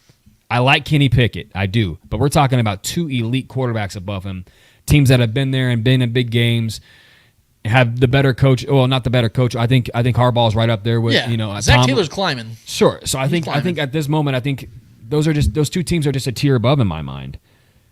I say that, but I have the Cincinnati Bengals in the second spot, but only one more win than the Steelers. Right. I think this is going to be another. There's so many tight divisions this year. Right. And I think watching these teams battle out, there's not going to be a true alpha in these divisions, similar to the Jets, Bills, and Dolphins. Right. There's not a true alpha. Those teams are going to be. I think a lot of those can be split 1-1. Yep. I look at that the same way in this division. Such a tough division. These coaches all know each other. Shit, the Ravens and Steelers were neck and neck games with the Cincy. When Cincy was supposed to be the alpha of the division, they almost lost in the playoffs to a Lamar Jackson-less Baltimore team. You know what I mean? So it wasn't for a goal line fumble that went back 99 yards. That's what I'm saying. So this division, they know each other so well. These are going to be battles a lot. I think it's going to be a lot of splits between these teams. Yeah. So this is why I'm keeping it close as well, similar to the Jets and and the AFC North or in the AFC East. So the Bengals, I trust Burrow. I know Burrow's banged up right now, but I think Jamar Chase is an absolute, possibly the best receiver in this league. I think he takes that next step this year. There's another step for that guy. Are you kidding? He didn't win Offensive Player of the Year last year. Yeah. I think he has a great chance to sneak peek to do that this year. T. Higgins is contract year for him. You know what I mean? I think this is a chance for him to really showcase his talents. He's a wide receiver 1, dude. Absolutely. On any other team. That's why I'm 25 other teams. That's what I'm saying, man. He's their wide receiver too. This offense is still too good in my mind. Joe Mixon's a solid running back to lean on as well. I think this team is still too good. They already have the experience. You know what I mean? I think they have one of the better rising coaches in this league. And I still believe in the scheme of this defense. I know they lost some talent, but a scheme is a big deal too, and it's not going to be as good as last year. But the second half, this is the best second half adjustment team as far as what they see in the first half and then adjust defensively. I think they're so good at that, and I think they just win more games than the Steelers do at the end of the day. But I only have them one game above them. Well, and real quick, I just wanted to say that because I know you're not the schedule watcher.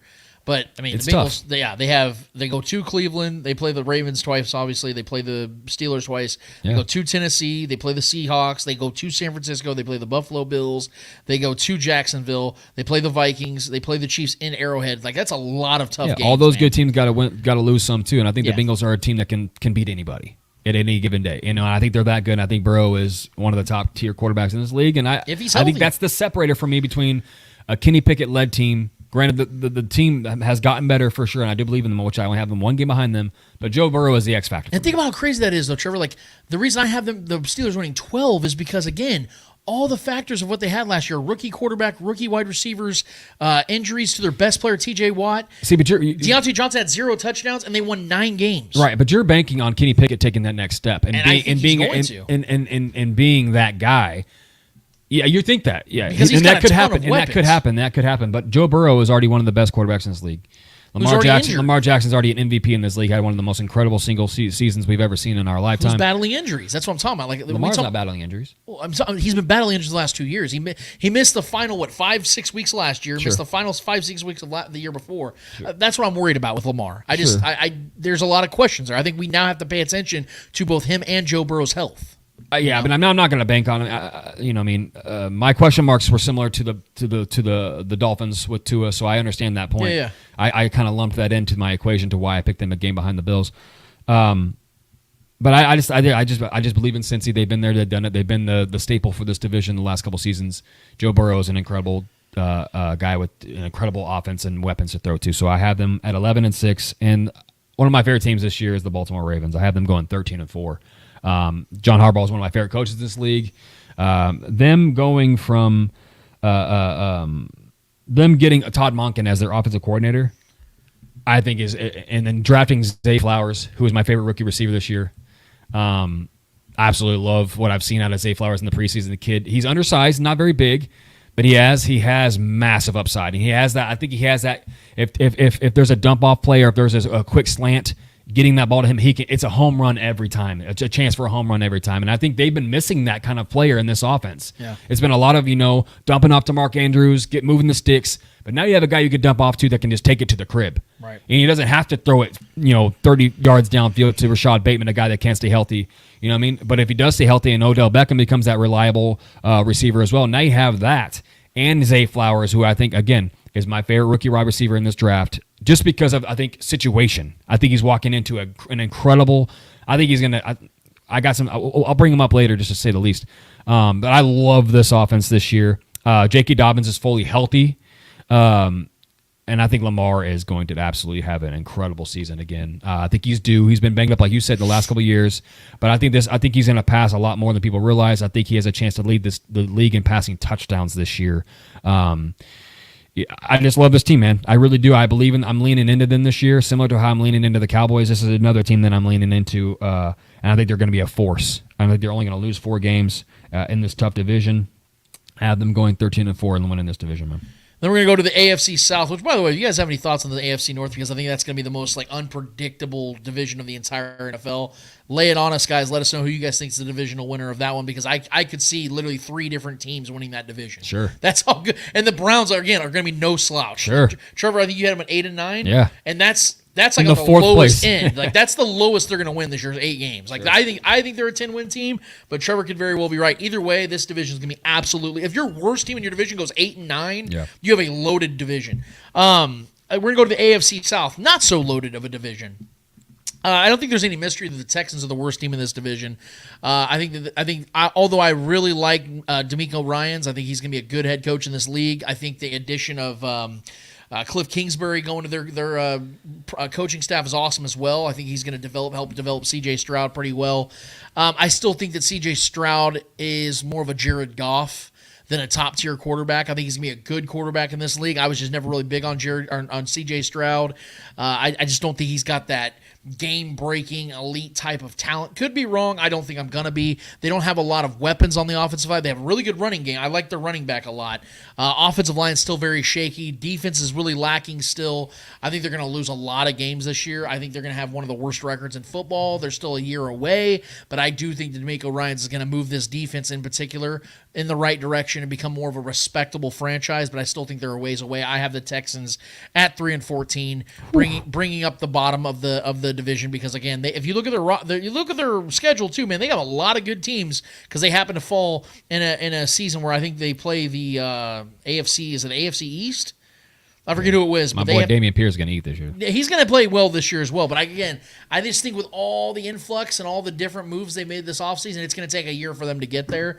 And with a rookie quarterback, I think it's going to be a struggle for them. I have them winning 3 games. I looked at their schedule. I'm like, how many games do I see this team realistically winning? I think they could be one of those sneaky teams, though. We'll see. And then the third place team is a team that's been at the top of this division for the majority of the last 5 years, and it's because they have, I think, probably the best coach in this division for the majority of the time.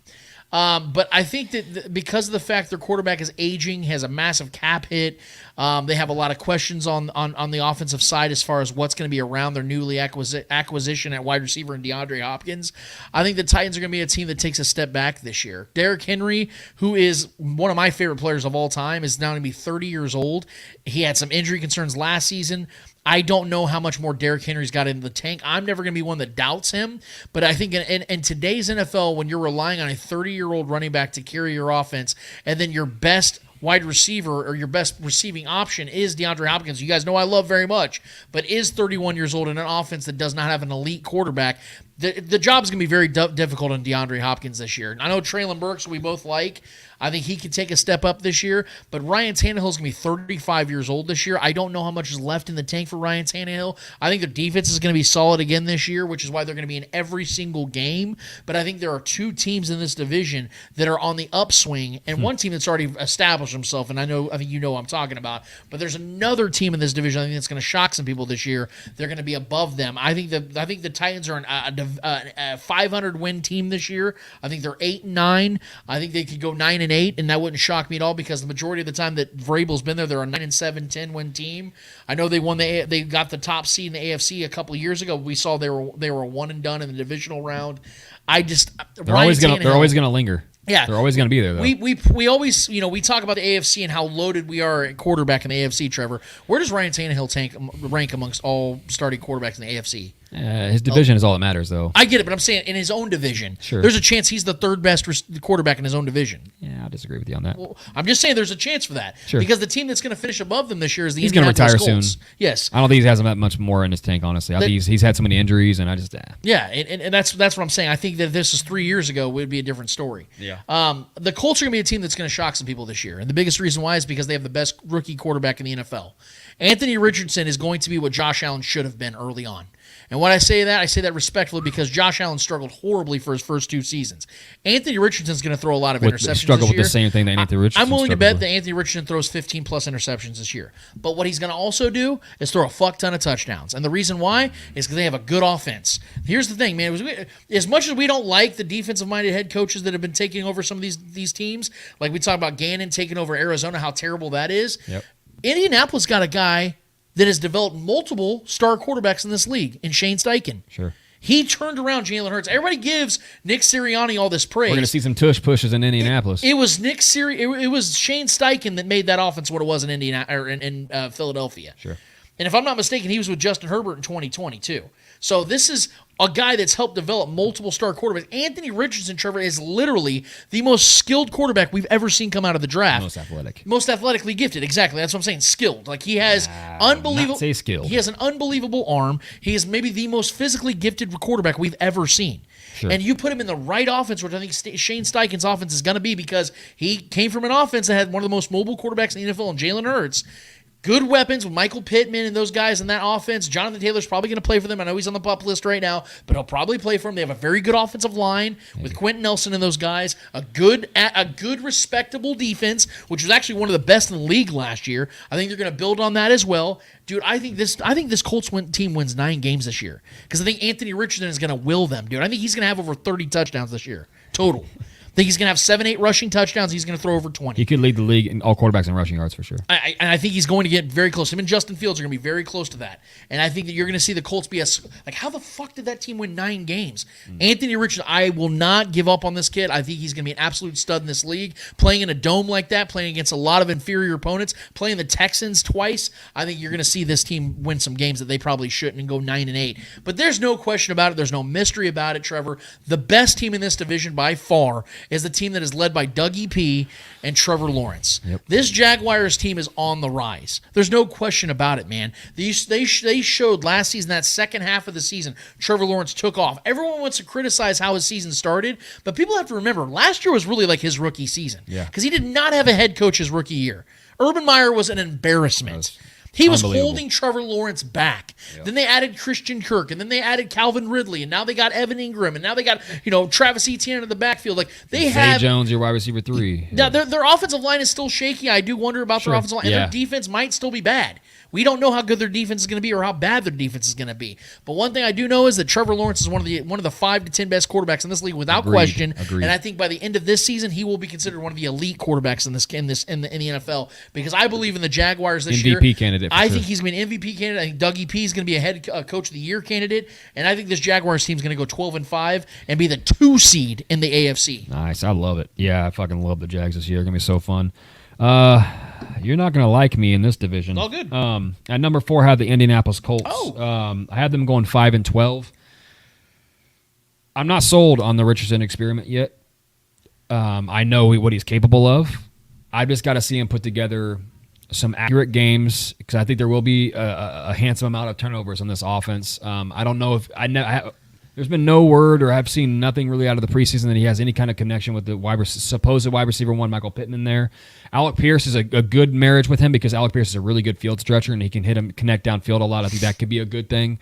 But the drama, the issues up top, losing out, not having your elite running back in your offense, and who knows who's even going to be toting the rock there. Deion Jackson, a couple other guys, but there's just some Jags running the game, running the ball at the running back position.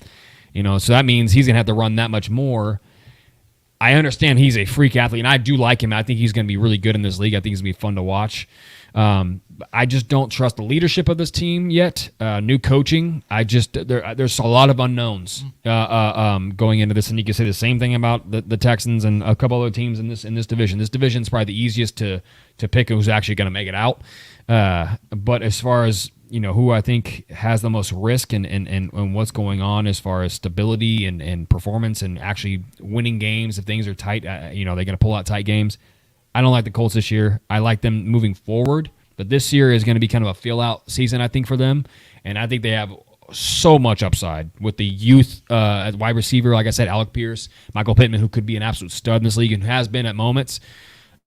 And with Matt Ryan throwing in the ball and Phillip Rivers throwing in the ball, so if you have a guy that who knows? I could be absolutely wrong on this, and I would not be surprised, and I'd quite frankly be happy for Richardson because I like the kid a lot. But I have them going 5-12. I think there's going to be a lot of growing pains and introductory pains into the league and the speed of the league and just certain things filling out process-wise. Number 3, I have the Texans. Only one game better than them, going 6-11. Nothing impressive. I just like this team a little bit better. I like Stroud a little bit better as far as being a day one starter, a guy that can deliver the ball and just get it to the playmakers. I like Nico Collins taking that step this year. Big body receiver, I think, is a good safety blanket kind of guy for Stroud. I think Stroud's a competent quarterback, and like I said, he's a very high IQ guy. I love Dameon Pierce, one of my favorite running backs in the league this year. I think the guy is going to be one of the tops. As far as like fantasy reasons go, I think next year he's going to be like a second round, first round possible pick in the fantasy drafts next year. I think he's that good. I think this defense is going to improve with the leadership. And I don't know. I have a feeling about this team. I have a feeling that they're going to inch out the Colts by a game. Nothing sexy. The Tennessee Titans, I have them going 8-9. They're just one of those teams, 8-9, 9-8. They're just one of those teams that's always there. Right. Tannehill, we could talk about him, but he's better than the 2 quarterbacks below him right now. Richardson could leapfrog him easily. I would not be surprised by that, and I would gladly be wrong on that. But I think this team, adding D-Hop, is a big upgrade for them. Mm-hmm. You know what I mean? They don't have A.J. Brown anymore. They never really replaced that. Treylon Burks was supposed to be that guy and very well could be. I love Treylon Burks as a prospect. He's yet to put it together in the league, but he's a very similar player to A.J. Brown. Fast, big, is really good hands, really good at tracking the ball. So if they can get those 2 wide receivers going and Tannehill can deliver the ball to them while having Derrick Henry being who he is, because we've been banking on Derrick Henry falling off and it's yet to happen. The guy's is an absolute anomaly. So I'm expecting Derrick Henry to be Derrick Henry again this year, and that offensive line is suspect. But I just the coaching by Vrabel is just tops. I mean, the guy is so smart. He knows how to win situational football, and with the inexperience of Stroud and Richardson below him, I think they're going to inch out them in those games, and that's when it's going to matter most. I think they win those games between those teams because of those reasons. And I had them going 8-9, and then the easiest pick of all the divisions, most likely outside of the one we'll get to next, is the Jacksonville Jaguars at going 12-5 as well. I have them at 12-5. I love them this year. They can easily win 13, 14 games, and I wouldn't blink. I think this offense is going to be elite. I think it's going to be so fast-paced. Doug Peterson's working on a hell of a resume, man. Now he's got arguably the best quarterback he'll ever have in his career as a head coach, especially.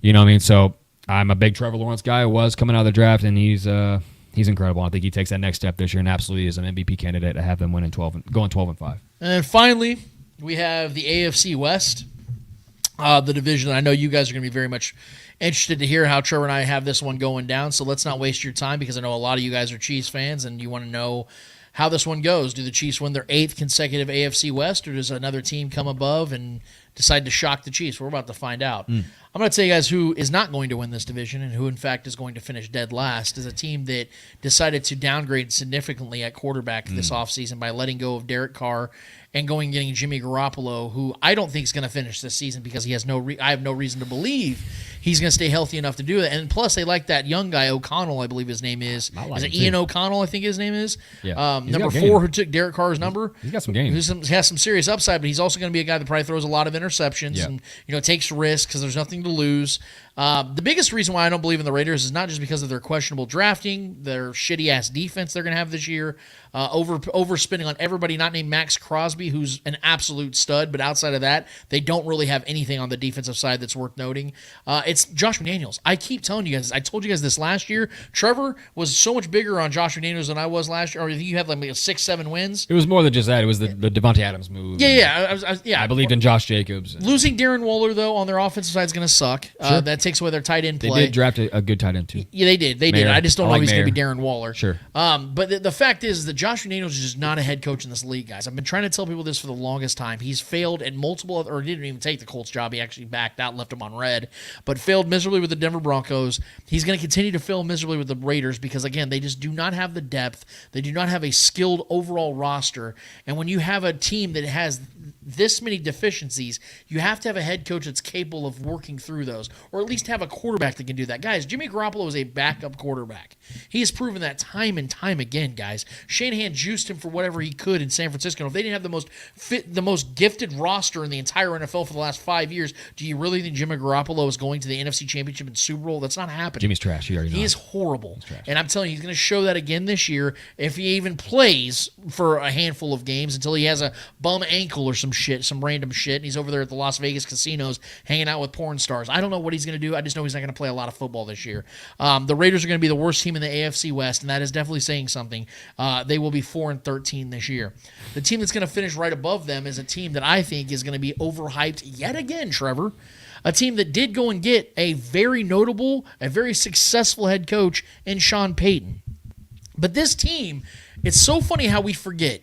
Just a year ago at this time, Trevor, what were we hearing? The Broncos are going to be the Buccaneers of the AFC. They're just missing the quarterback. They were just a quarterback away. Everybody viewed Russell Wilson as this savior. And within a year's time, Trevor, it went from him being a savior to can the Broncos save Russell Wilson? Within a year. And then everybody wanted to put all the energy and attention and negativity on Nat Hackett. He was a shitty quarterback, or he was a shitty head coach. Yeah. Yes, he was. He was the scapegoat. He did not belong as head coach. I never believed in him either.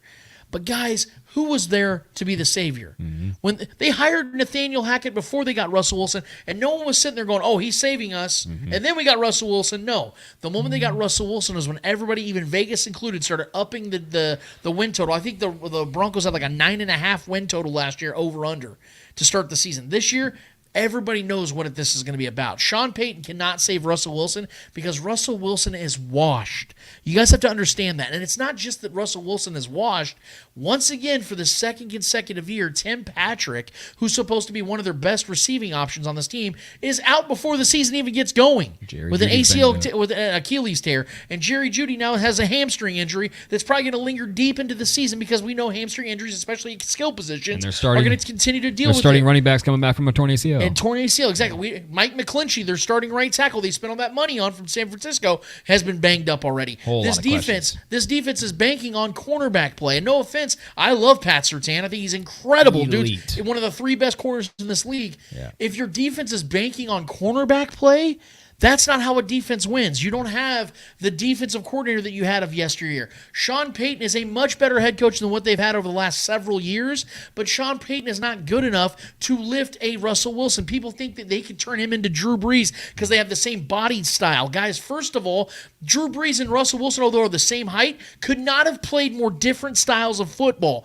Drew Brees fit Sean Payton's system so well because Sean Payton runs that West Coast offense where everything's about timing and rhythm and things of that nature. That is not Russell Wilson's game even when he was at his best. What Russell Wilson was great at was playing backyard football, running around, scrambling, finding the guy open and improvising and running for first downs. Russell Wilson is no longer good at those things. He can't run like he once did, guys. He still can throw a deep ball pretty accurately, but that is not what Sean Payton's offense is based on. So this is going to be a back-and-forth tussle. I'll make a prediction now. By week 11, Russell Wilson will not be playing quarterback for this team. You will see Jarrett Stidham playing quarterback for this team because Russell Wilson is going to suck ass again. It does not matter Sean Payton ain't investing in Russ. No. You know he's making $20 million a year. You think he's trying to waste his time? Yeah, he didn't pick him. He's trying to win games. That's why they invested in a backup like Jarrett Stidham, who showed promise with the Raiders last year. He is not fucking around, guys. And I know it sucks because here's the biggest thing, and the funniest part about all this, Trevor, is the Russell Wilson extension the Broncos gave him doesn't even kick in until next season. And it's a 5-year extension. So they can't even get out of that contract until the 3rd year of the extension. So Russell Wilson's going to be on this roster for at least another 3 or 4 years. So Sean Payton's going to have to try to do whatever he can. But guys, I'm telling you, we've already seen it. Russell Wilson will be 35 this November. Yeah. He is washed. 35 going on 50. He is not going to be the guy, guys. He is not a savior. He's not even an average quarterback anymore. He is a bottom-tier quarterback, and that is why the Broncos, although have a decent roster, a better roster than the Raiders, and a much better head coach, are only going to finish one game above the Raiders at 5-12. The Chargers have a ton of expectations this year. Justin Herbert is one of the 5-10 best quarterbacks in this league, but as I've been telling you guys, and I'll continue to tell you until he proves me otherwise, he is an elite talent, but he is not an elite quarterback. He has not done what everybody else told me what makes you an elite quarterback. He has not done those things yet. Everybody tells me you got to win in the playoffs. You got to show up big in the playoffs. You got to win big games. Unless I'm mistaken, Trevor, you can probably help me with this.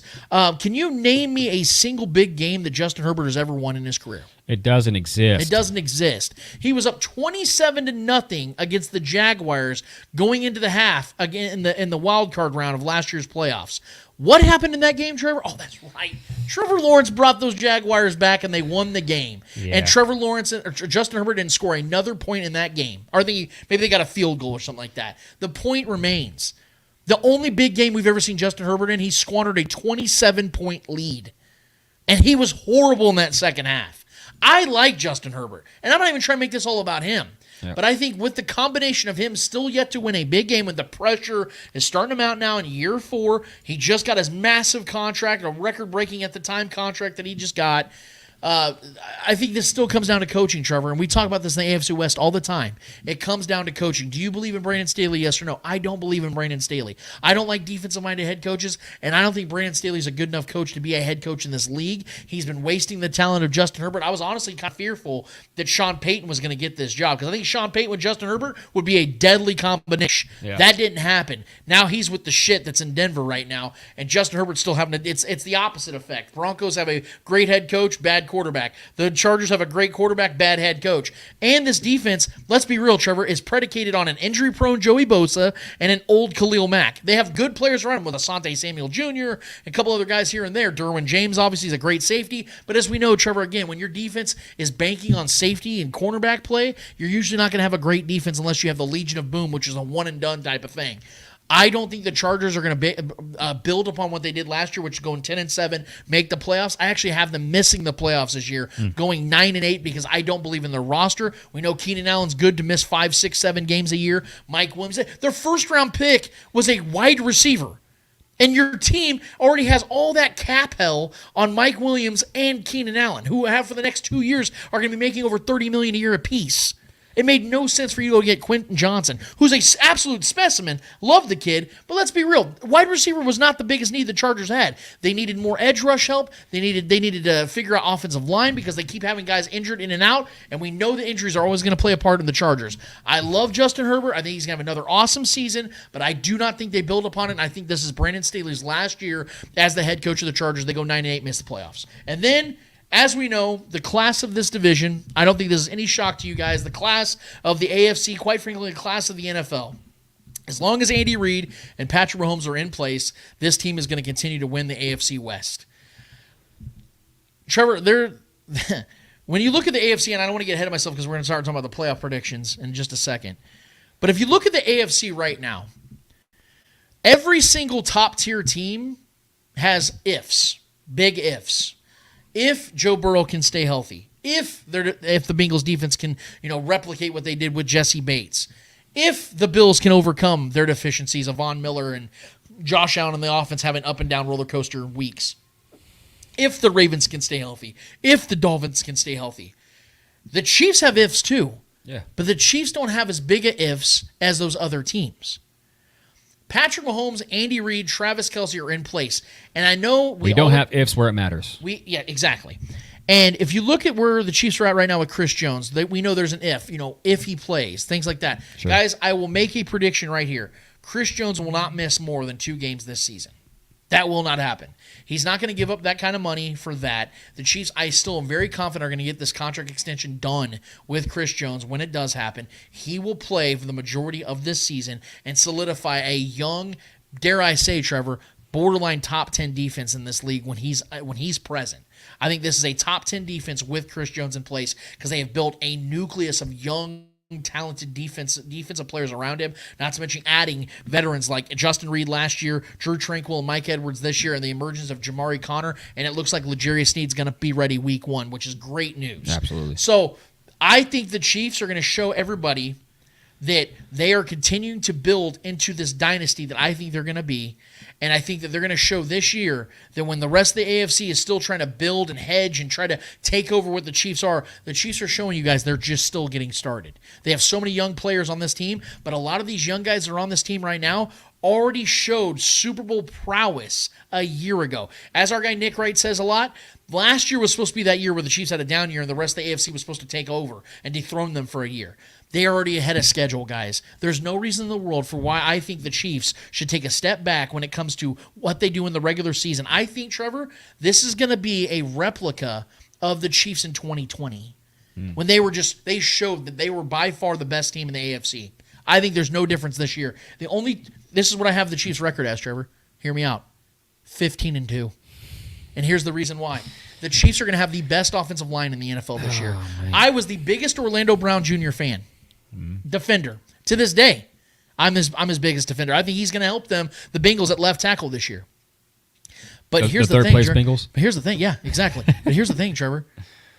I think Donovan Smith is showing us that he could be an upgrade. And this is coming from me. A guy that was like, Donovan Smith looked pretty washed last year. He's injured, and can he, really, change his ways? Savvy Guys, veteran. What I saw in this preseason, this man was not only blocking, he was mauling. He was. And we already know they went and got an elite right tackle in Jawan Taylor, especially in the pass game, and they have the best interior offensive line in the NFL, bar none. Creed Humphrey, Joe Thuney, and Trey Pancake Papa Smith are the best nucleus of interior offensive linemen in the NFL. Yeah. And these two tackles look like they're about to be as promising as hell. Patrick Mahomes is going to have so much time in the pocket this year. He's going to be able to do whatever he wants to do whenever he wants to do it. And I think even with the questions I have at wide receiver, which I still very much do, we have seen the emergence of Justin Ross, who now made the roster. We have seen promise from some of these other young wide receivers that I think is going to continue to develop. And we know that if and when Travis Kelce continues to play the way he does, this offense can and will be unstoppable. I think it all starts with the offensive line. It starts with Patrick Mahomes. It starts with Andy Reid. There is not a single team in this AFC that I think has outdone or outshined the Chiefs this offseason. Trevor, the only two games I have the Chiefs losing is at Minnesota and then the final game of the season because they've already wrapped up the one seed, and it's going to be at LA Chargers in Week 18. And here's the thing, Trevor. If you look at I'm not just saying this because they're so talented. So you have a sweep in the division again. Have them sweeping the division again. Oh no, losing the Chargers in Week 18, but it doesn't count because they rest their starters because the second team I have in the AFC, there before. the two seed I have in the AFC is the Jaguars at 12-5. So the Chiefs will have it locked up for weeks. Gotcha. They'll have several games on the Jaguars for the one seed. The reason why, Trevor, is you look at. I know that the schedule at the end of the season shows the Chiefs don't get a lot of rest, but that's actually the lighter part of their schedule. If you look at the first 5 weeks of the season, so they play the Lions Thursday, this upcoming Thursday. They have 10 days to get ready for the Jacksonville Jaguars at Jacksonville, which is not going to be an easy game. Yeah. But they get 10 days to figure that one out. It's basically a bye week if you really break it down. Yeah. Then they have the Bears at home for a midday game. They play the Jets at in New York after that, which is going to be a tough one, but it's a primetime game. We know that the Chiefs love to shine in primetime. Then they go and play the Vikings after that one. I think they squeaked that victory out against the Jets. It's going to be a good, close game. They win that one, and then they have a kind of a letdown game in Minnesota. Back-to-back road games like that's going to be kind of tough. But then they have the Broncos on a Thursday night game. I think the Chiefs are going to win that one at home. It's on prime. It's a primetime game. Then they have the Chargers at home. Then they go back to the Denver Broncos, and I think they're going to win both these games against Denver because, again, they just are not going to get quarterback play out. Sure. They go to Germany, man, and have a tough game with the Dolphins. But, again, if I'm trusting quarterback play in this game, yes, it's going to be a fun game. There's probably going to be a lot of fireworks. I think the Chiefs are going to win that one, though, because the crowd's going to be heavily on the Chiefs side of things. Sure. They have a bye week, Trevor, and look at it. The toughest games the Chiefs have are at home. Look at it. You have I mean, obviously they have Jacksonville, but that's an early game. They have at New York Jets, which is an early game. In the first 4 games, their toughest road games are in their first 5 weeks. It's at Jacksonville, at Jets, at Minnesota. After that, all their tough games, if you want to call them that, are home games. Technically, Germany is a home game for the Chiefs at playing Miami. They take their bye week, and then they come back home on Monday Night Football and play the Eagles in Arrowhead. You know that place is going to be bumping. Then you have the Bills coming to Kansas City later in the season. You have the Bengals coming to Kansas City later in the year. Like, all their toughest games, Trevor, for the majority of the season are at home, which means the Chiefs control their own destiny. And if I believe the Bills and Bengals are going to take the step backs that I believe they're going to, the Chiefs are going to capitalize on those games and win those games. So I have the Chiefs winning 15 games in the regular season. They're going to establish themselves as, yes, again, I have my questions at wide receiver, but they still have so many answers across the board. And Chris Jones will be playing this season and will play like the best defensive tackle in the league. The Chiefs will finish with the top seed in the AFC and the top of the AFC West for the 8th consecutive season. I love it, man. All good things. Well, to start off mine, at the 4th spot, I've got the Kansas. No, I'm just kidding. I'm just kidding. I have the Broncos at the bottom. I think this is a disaster, and I think we're. This is going to sound disrespectful, but I think we're kind of over glorifying the coaching change here. Sean Payton had one of the greatest quarterbacks of all time. Who was riding whose coattails? I don't know. Do I think he's proven to have some kind of impact that can come in and just change teams? Especially arguably the worst team in football last year. He does no track record of that. Right. You know what I mean? He didn't have real glory days until he had Drew Brees. Let's be honest. We want to talk about Belichick not having Brady. We're talking about one of the greatest quarterbacks of all time that he hasn't done anything, and honestly, he left the sport without. So let's be real about this coaching change, and let's not act like this is some major situation where he's going to come here into Denver and make Russ again and make this team just all of a sudden a great team. This team is trash. This Broncos team sucks. It's not good. Russ sucks. None of their offensive players can stay healthy. Do I think Jerry Jeudy's going to finish the season? No. Do I think Cortland Sutton's all of a sudden going to have a career year? No. Do I think Javonte Williams coming off an ACL tear going to be some stud running back? No, I don't. They got Samaje Perine as the backup. The offensive line's not very good. What are we looking at here? I just don't see it. I have the Broncos going 6-11. I don't think Sean Payton is going to make that much of a difference. Maybe situationally, they might have some better situational football. Couldn't be much worse than Hackett was in certain situations. It was really rough to watch that. So Sean Payton obviously has the wherewithal to win situational football, and that alone I think will will them to 6 wins. But 6-11 is the best I could do for the Broncos. And I follow that up with the Raiders having the exact same record at 6-11. Don't like them either. Garoppolo, you know me, I'm a Garoppolo hater. I think he's garbage. Had no business in that Super Bowl against us in 2019. Was strictly a product of that system and that defense. My God. So I love Devontae Adams, and I think Josh Jacobs is an absolute freak running back. That kid is a beast. Led the league in rushing last year. But I don't buy the Raiders. Their offense or the defense is maybe the worst in the league. That secondary is just going to be a gaping hole all year. People are going to throw all over them, and the Chiefs and the Chargers are going to have the field day every time they have those matchups. So I love Max Crosby, but he needs to get out of there. As much as he's a Raiders guy and he's a homer, and with his home teams and being a Cali guy and all that, he's just going to have to. They got to figure out a way to get him out of there because that's just a terrible situation for such a great player on defense. So yeah. I have both the Broncos and the Raiders finishing 6-11, battling for the worst of the worst. I do like the Chargers this year. This is the first time I've actually bought into them. I don't like the coach either, but I think Kellen Moore going and bringing that fast-paced offense is going to unlock some things for Justin Herbert. Justin Herbert had a down year last year. Went to the playoffs, should have won that playoff game against the Jags. He was banged up all year, had a massive rib injury. So I'm expecting a healthy Justin Herbert, who I think is an elite talent in this league. It could become one of the best quarterbacks in this league. I'm still been slow about giving him like a top 5, top 7 status because he hasn't won shit in this league. He hasn't, and that's the biggest thing against him. And we didn't make the rules, Trevor. Sure, we did not. We didn't make the rules. But that's what people want to talk about. Winning is everything, even though winning is a team stat. But we tend to, give quarterbacks the ups and the talent's there. I'm not going to question that. The talent is 100% there. The guy has an absolute rifle for an arm. Yeah. There aren't 5 quarterbacks more talented than Justin. And I just love the addition of Kellen Moore calling this offense. I really do. What he did for the Cowboys last year, they were scoring in bunches, and I think he is much better than Dak Prescott. I think if the wide receivers for this team can stay healthy. Austin Eckler is an absolute elite running back in this league, so I'm not worried about him. But if Keenan Allen can stay healthy, and the way they've been using him, I've been seeing the film, and in their preseason and practice, they've been using a lot more downfield, which is what he was coming into this league. He was not just strictly a slot guy. He's an incredible downfield receiver and is one of the best route runners still to this day, in my mind, one of the best route runners in the league. I love Keenan Allen. So if he can stay healthy, this is going to be a potent offense. And that defense, when healthy, is good. They have a good pass rush. They have great safety play, and they have good corners. So I think this could be a really good team. I have them winning 11 games. I have them going 11-6 and making the playoffs. I do like the Chargers this year. I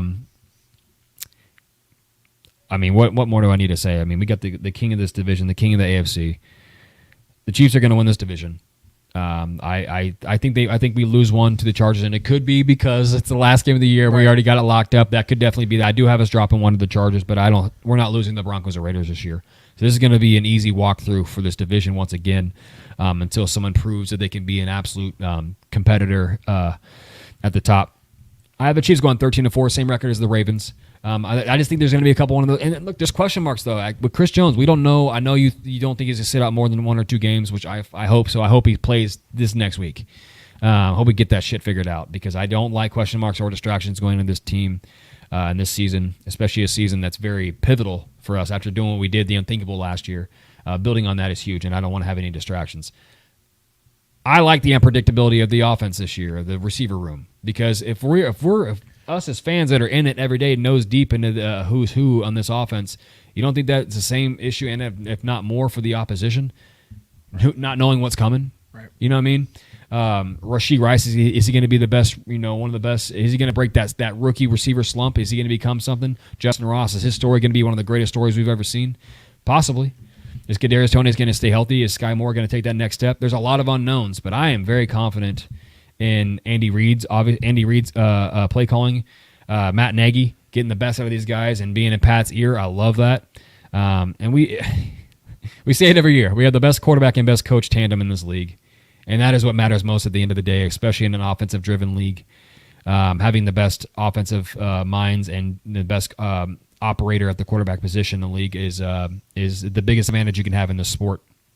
And we've had it for 5 consecutive seasons, 6, going on. So it's a blessing to be able to have this pedestal that we sit upon right now, and I don't see it going away. I don't see anyone taking it from us. Someone has to take it from us, and I don't see anyone doing that.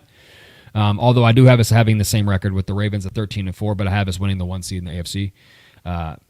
So I know we're going to get to some predictions as far as the Chiefs. Do you want to get on that after we talk about the playoffs? We'll do that afterwards, yeah. Because I do.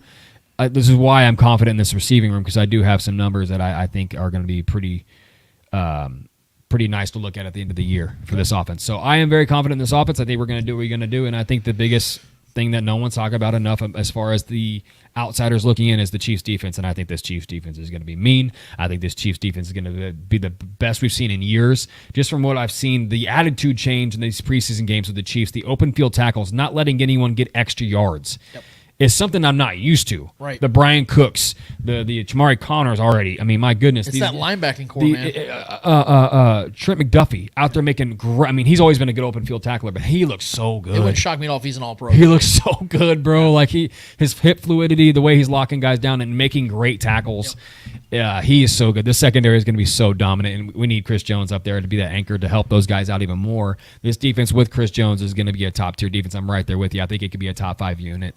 I think they're going to win. I think they're single-handedly going to win us some games this year. This defense is going to be so fun. Nick Bolton is going to be the leader on this defense. Leo Chenal is going to take a next step. I fully believe that. And I think George Karlaftis is going to have a beast of a season. I really, really do. I think he takes that next step. So love this defense. The Chiefs, I mean, it's the easiest layup of all divisions every year. So Chiefs win this division, winning 13 games, 4 losses. So our playoff seedings go as follow. I'm going to start in the NFC, Trevor, then I want you to give me your NFC as well. 1 through 7, I have the Saints, Cowboys, Seahawks, Vikings, Eagles, 49ers, Lions. Gotcha. So NFC, I got 1 is Cowboys, Eagles, 49ers, Vikings, Saints, Seahawks, Lions. Well, you got the Eagles, obviously, as the number 1 wild card. Yes. Yeah, okay. So who's your 2 seed in the NFC? Oh, so the first round bye, obviously, is the Cowboys. I have them winning with the best. Yeah. So it's Eagles, 49ers, Vikings, Saints, Seahawks, Lions. Okay. And then the AFC 1 through 7 is the Chiefs, Jaguars, Steelers, Jets, Ravens, Dolphins, Bengals. Yeah, so I got Chiefs, Ravens, Jets, Jags, Chargers, Bengals, and then 7 seed I have the Bills. Okay. So my NFC wild card. Well, actually, Charlie, I want you to start here, man. The NFC wild card matchups. How do you see those 3 games going? So the first matchup is the Eagles and the Lions, which I think is going to be a fun game. But I definitely have the Eagles winning that game. It's just a different class there. Then the Niners against the Seahawks. I have the Niners beating the Seahawks.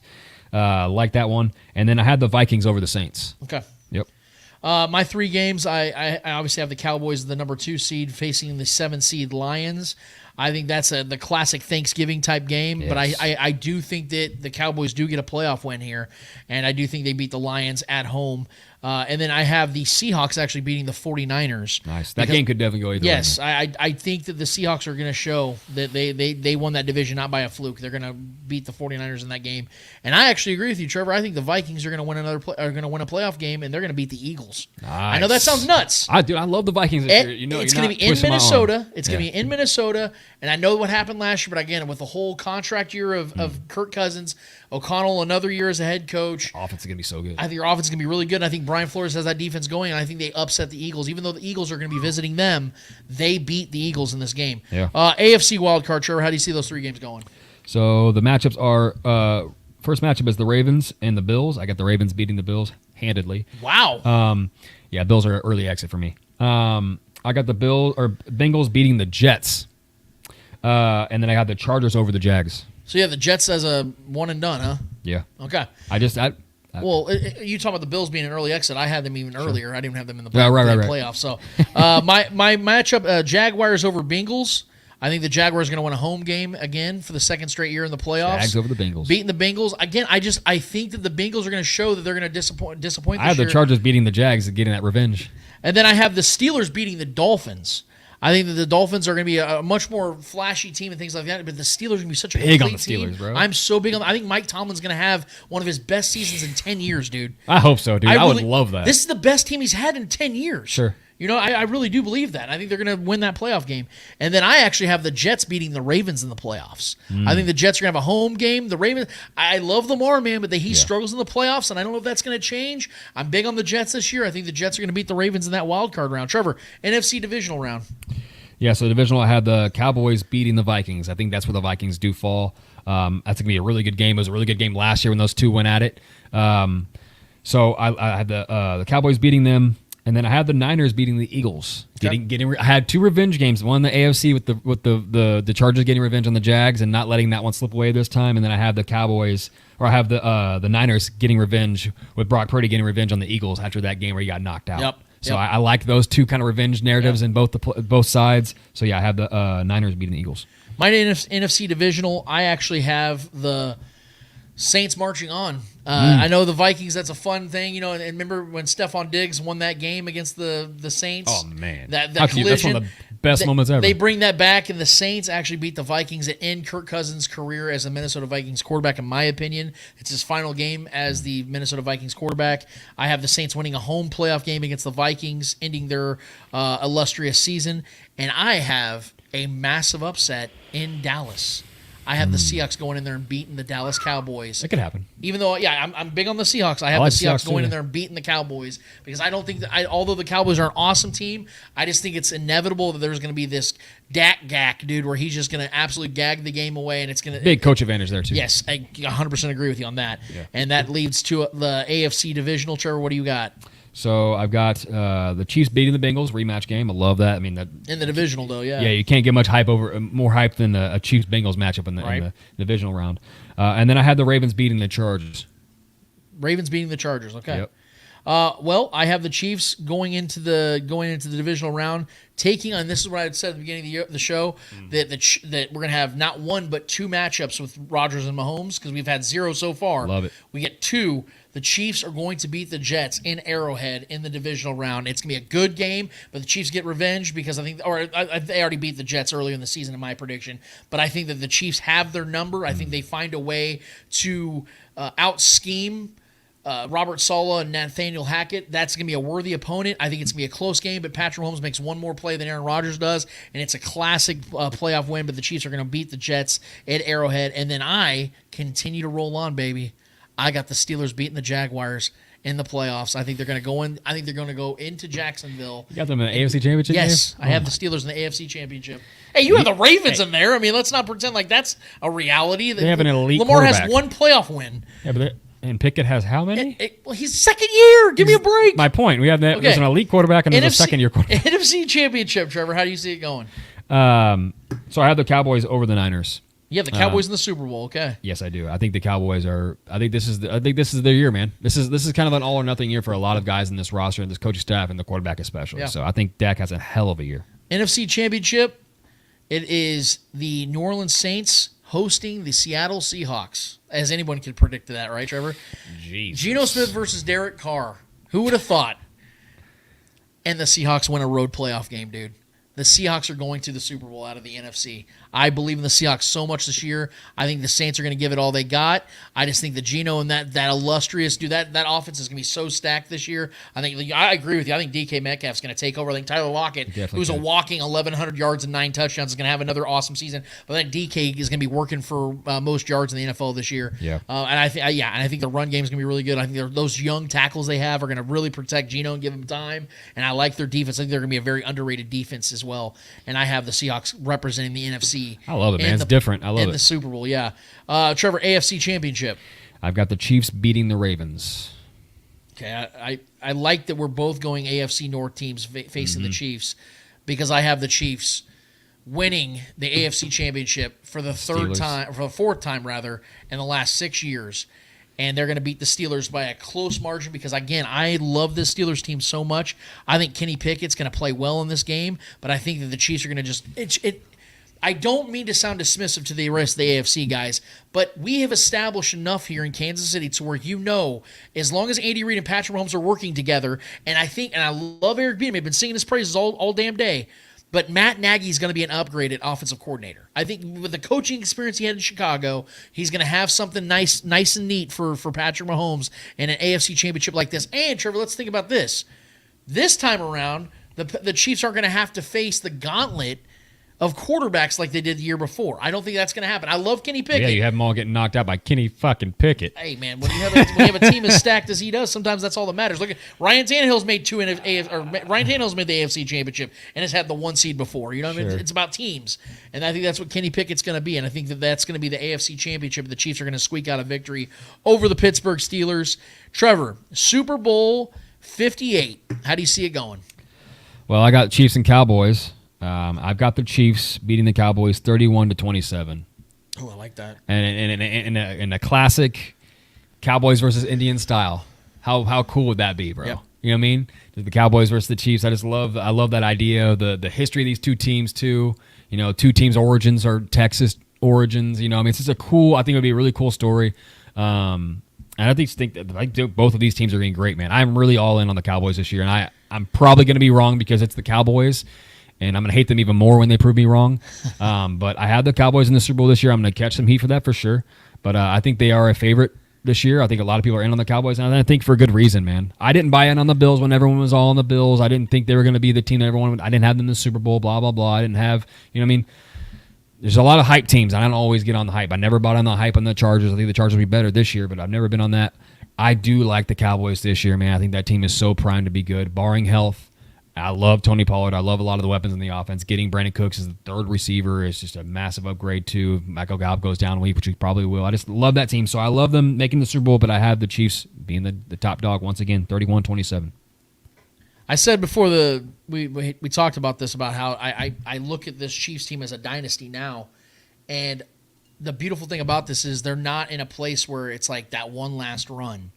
They're in a place where their window is so wide open. And this is why I wanted to see them add veterans like DeAndre Hopkins, just to kind of add a little bit more to make it easier for Patrick Mahomes. I don't want to see so much on him. Sure. But because of the fact the wide receiver room is still so unproven and so young, he's going to really have to make the most out of those guys. But the good thing is, man, everything else on that offense is so loaded. They are so loaded at tight end. They're so loaded at offensive line. They are loaded at running back. By the end of the year, we could be saying they're loaded at receiver. Exactly. And I'm open-minded to that. I hope that's the case. Yeah. And that just makes things that much easier for Patrick Mahomes. That's what makes this fun, man. Trevor, I'm giving a specific prediction here. So it's going to be an ironic Super Bowl because I am picking the Chiefs to win this game against the Seahawks. But it's going to be a controversial ending because of the fact that this is how I see it going. I envisioned this earlier today, and I wanted to make sure I got this out here. So in case it happens, I sound like an absolute genius. The Seahawks are going to have a chance to win this game on their final drive.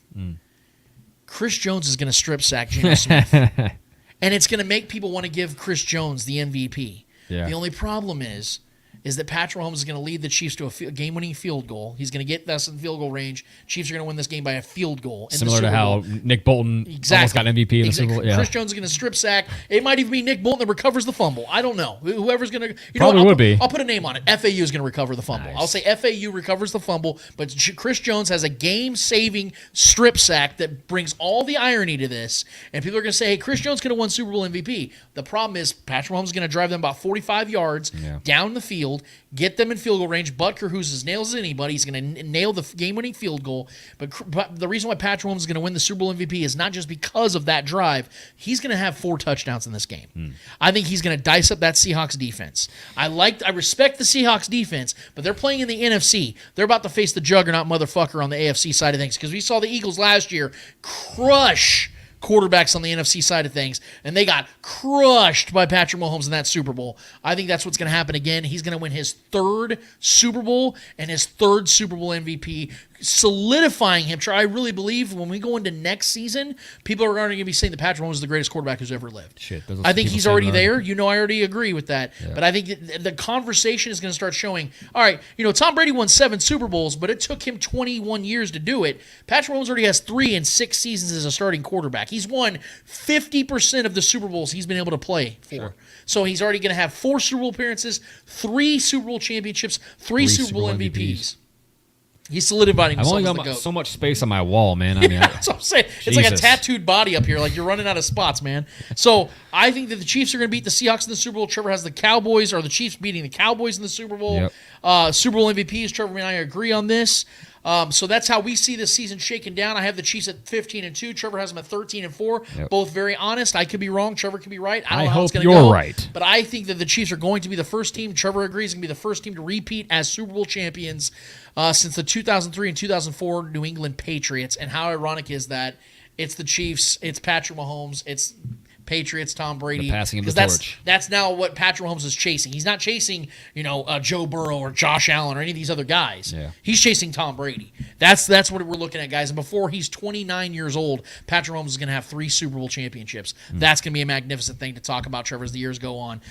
Let's get to some regular season awards, Trevor, and then we're going to get to the people, man, because we have some predictions that we have for individual Chiefs players. Yep. But I want to get to these awards, and then we're going to get to speak it real quick. I want to hear from you guys, because from what I'm seeing, the comments have been filling up all show, and I can't wait to get to some of them. Trevor, who is your MVP for the regular season? The team I was leaning in on the AFC, a team I like a lot, a team that gets barely beaten out for the number 1 overall seed in the AFC, but a team I think is going to go nuclear offensively this year, and that's the Baltimore Ravens, which is why Lamar Jackson is getting his 2nd MVP in the NFL. I absolutely love Lamar Jackson this year. I think he's going to play. I think he's going to stay healthy. I think the offensive line is better. I think Zay Flowers, again, is a massive upgrade at that position. He hasn't had a guy like that. He hasn't had a guy that can just dump it off to. It's so fast, can take it to the house. I think that's going to be a massive upgrade. And then having a reliable veteran and Odell Beckham, if he can stay healthy, is a massive upgrade too. He hasn't had a guy like that. Look at the receivers Lamar's had over the years. He's had nobody like that. Yep. This is the best trio he's ever going to have. Rashad Bateman can stay healthy on the outside. That's a home run guy waiting to happen as well. And he loves to hit him on those deep strikes. And then you got obviously outside of Kelsey, the best tight end in football, Mark Andrews, with Isaiah Likely backing him up. I mean, the offense is ready to go. I think this offense is primed to have, with Monken at the helm, calling the calls, getting Greg Roman out of there. I think is a change of pace for this offense. I think it's going to be so deadly. I think his number is going to be outrageous. I think he has a chance to lead the league in passing touchdowns this year. So Lamar Jackson's my MVP. Yeah, so I think this has become a quarterback award at this point. Sure. I did think about Lamar. I thought about Aaron Rodgers because I think both those guys are going to put up MVP numbers, and I think they're going to both lead their teams into the playoffs. Ball this year, but I think that's more of a defensive team, though. Well, yes, but I think that Aaron Rodgers is going to have numbers. I'm going to get to that in a second. And then I was very close and tempted to pick Trevor Lawrence because I think that's a sleeper, man. That was I have them as the 2 seed, which means Trevor Lawrence is going to probably put up 4,500 yards, 31 touchdowns, something like that. Sure, I think go for 40. But then I remembered that I picked a team to go 15-2 to win the AFC again. And then I remember this is the guy that I believe 3 years ago already established himself as the best quarterback who's ever lived. Not There's already greatest, there's already greatest fatigue. accomplishment. There's a fatigue, but here's the thing, Trevor. When you go 15-2 in the AFC, Yeah, in your case, yes. and you win your 8th straight AFC West title, when you have not one single wide receiver one known yet, maybe there is one that emerges, but right now we don't know one. Sure. And you have a plethora of new pieces still that are showing themselves who they are. Again. For a consecutive year. And I'm predicting that Patrick Mahomes throws over 5,000 yards again and for 40-plus touchdowns again. You're going to win MVP. Patrick Mahomes, and here's the craziest thing, Trevor. I have some additional predictions to the Chiefs. But Patrick Mahomes is going to do this despite the fact he does not have a single 1,000-yard wide receiver this year. Oh, I disagree. Travis Kelce, and I'll get to him in a second, he's going to put up his numbers. But there are going to be 8 to 10 guys on this team that are putting up decent numbers that add up to what Patrick Mahomes does behind this offensive line, which will be the best offensive line Patrick Mahomes has ever had in his professional career. He's going to pick defenses apart how he wants to, when he wants to, because now what Patrick Mahomes, because people forget this as well, what we saw last year is more of what we're going to see for the next 4 seasons with Patrick Mahomes. Think about this, Trevor. He is just now entering his prime years. Last year was like that introduction to prime Patrick, right? Sure. We are now prime Patrick. This is 28-year-old Patrick Mahomes behind the best offensive line he's ever had. And again, unproven wide receivers, albeit, but a ton of talented young wide receivers and the greatest tight end who's ever lived under the greatest coach, in my opinion, who's ever going to live when he's done, is the perfect recipe for Patrick Mahomes to put up godlike numbers again. He's going to throw for over 5,000 yards again. He's going to throw for over 40 touchdowns again, and he's going to win MVP again. It's going to happen. Yeah. Mark it fucking down. It's going to happen. Offensive Player of the Year, Trevor. Jamar Chase. It's not even close for me. I think Jamar Chase is going to have an outstanding year. I think he's another guy that can go for 2,000 receiving yards this year outside of Tyreek Hill. I love Jamar Chase, man. The guy is an absolute freak. What he does and his connection with Joe Burrow, I think, is his tops. I love that offense this year again. I think that's a team that's going to thrive offensively again with Higgins, the number 2, and then I think Joe Burrow is going to be fine health wise. It's Jamar Chase for me, man. I think seeing his old buddy win it last year and Justin Jefferson, and then people have been talking about who's better between the two all off season. And he's talking about how he's better than Justin Jefferson. I think there's a big year for him. He's been tuning up to prove that, and I think he has an outstanding year. I think he wins it outright. My Offensive Player of the Year is Garrett Wilson. Nice, man. The reason why? What did we see when Aaron Rodgers had Devontae Adams? Devontae Adams was averaging like 12, 13 yards. So you got him Offensive Rookie of the Year and then the Offensive Player of the Year? I think he's special, dude. He is special. I think he's special. I think I was with you 100% what you were talking about, how like Devontae Adams had that slow start to his career. Because Jordy Nelson was still there, so Jordy Nelson was putting up the numbers. But Garrett Wilson's the man. And Aaron Rodgers knows that. You saw him in Hard Knocks. He goes, this kid is special. Yeah. He's a special talent. He's putting himself on the map this year. Tough bastard, too. He fought through some injuries last year. I think he has 1,800 receiving yards this year and 15 touchdowns. Dude, his touchdowns can be outrageous this year. Yeah, he had 1,000 yards and 8 touchdowns last season. I mean, look at the best numbers that Devontae Adams gave you. He can. That's what I'm saying. I think he doubles. Almost doubles both numbers, dude. I think he doubles, or he has 1,800 plus receiving yards and 15 touchdowns this season, and wins Offensive Player of the Year. And he has like 120 receptions. I really think he's going to be used a ton this year. The only thing I think the only argument I have against that is the pace of this Jets team. I think this Jets team could be a bit slower. Not to say that his numbers still couldn't get there, because he's going to be funneled targets in the red zone. Aaron Rodgers loves to throw in the red zone, so I think jump balls galore are going to be up there for Garrett Wilson. Yeah. We saw with Devontae all the time. But I think this defense is so good that there's going to be a lot of lower scoring, slower paced games where the offense is going to have to be on the field as much. There won't be as much pace for him to get through those numbers, but you know what this team's going to remind me of? You know what this team's going to remind me of? It's going to remind me of that Rams team in 2021, where you had Cooper Kupp and Stafford with that amazing connection. Cooper Kupp wins Triple Crown. I could see Garrett Wilson doing that. Sure. Where he gets that was a good defense too. Yeah. 120 plus receptions, 1,800 yards, and 15 touchdowns. All three of those could lead those categories. Yeah. Now, you might be right about Jamar Chase, but again, I'm worried about Joe Burrow's health. I don't know if that leg's going to be re-aggravated. Does he miss time? Things like that. Aaron Rodgers' health too, man. That O-line's not very good in New York. That's the only weakness of that team, really. Aaron Rodgers' only health problem was that thumb that got tore, the ligament got tore. Like, if that happens again, yeah, sure. But I expect Aaron Rodgers to throw for 4,000 yards. He's got to play through whatever it is, too. Yeah, Aaron's going to throw for 4,000 yards, 28, 30 touchdowns, throw 5 interceptions. Yeah. That's what he's going to do. Yeah. So I love it. I love that pick. I like your pick. Defensive Player of the Year, Trevor. Micah Parsons. I'm leaning into the Cowboys this year. Micah Parsons, I think he's going to stay healthy all year. The guy is, he's such an anomaly. for what he does with this. He's like at the perfect size where he can be so versatile and play at damn near every position. You can play linebacker, safety, edge rusher, whatever. I mean, he'll play anything that you put him out there. He's such a freak athlete, so fast, so strong, so agile, which is why he gets banged up sometimes because he's such a sacrificial guy. He sacrifices his body for the craziest plays and just knows how to get after the quarterbacks and make plays, be at the right place at the right time. The guy is so special, man. And I think this is his year to really just light this league on fire as the without question, the best defensive player in the league. Since his second season in the league, I don't know where you're going. Yeah. TJ Watt has had at least 13 sacks in the healthy season. Last year he wasn't healthy. He only had five and a half sacks in 10 games. Right. But in 2018, 2019, 2020, and 2021, he played at least 15 games. He had 13, 14 and a half, 15, and 22 and a half sacks. This man has never, since 2019, finished below Defensive Player of the Year third in voting. I think that TJ Watt's going to have another 18-plus sack season. And he's going to show that he is the best pass rusher in the NFL. So good, man. I think he's going to win Defensive Player of the Year. I love Micah Parsons. Don't get me wrong. The problem, though, is they use Micah Parsons a lot in pass protection, too. He doesn't just go after the quarterback. If he was just TJ Watt where he just went after the quarterback, he'd get 20 sacks easily. And he might still get 20 sacks. That's how great he is. But I think that TJ is going to have so much more emphasis on him because his return and the Steelers are going to be the surprise team. Can he stay healthy is the biggest question. Everybody already knows Micah Parsons is baller, and so does people know about TJ Watt, obviously. I'm saying that he was hurt last year, comes back. In my opinion, the Steelers win 10-plus games. I think he's going to get more of a notion of a comeback. Maybe he gets comeback player of the year. I don't know, but I don't think that. I think that's already wrapped up with somebody else. But yeah, I think TJ Watt's going to win Defensive Player of the Year. Trevor, your Offensive Rookie of the Year. Actually, no, there's no way he's winning. Yeah, I know. Yeah. We all know what that award is. Myself. So I'm going to lean in again with my predictions, and I'm going to put my money where my mouth is. Offensive Rookie of the Year is Zay Flowers. I think he can have double-digit touchdowns this year, and I think he could be over 1,000 yards. I think he's the wide receiver one.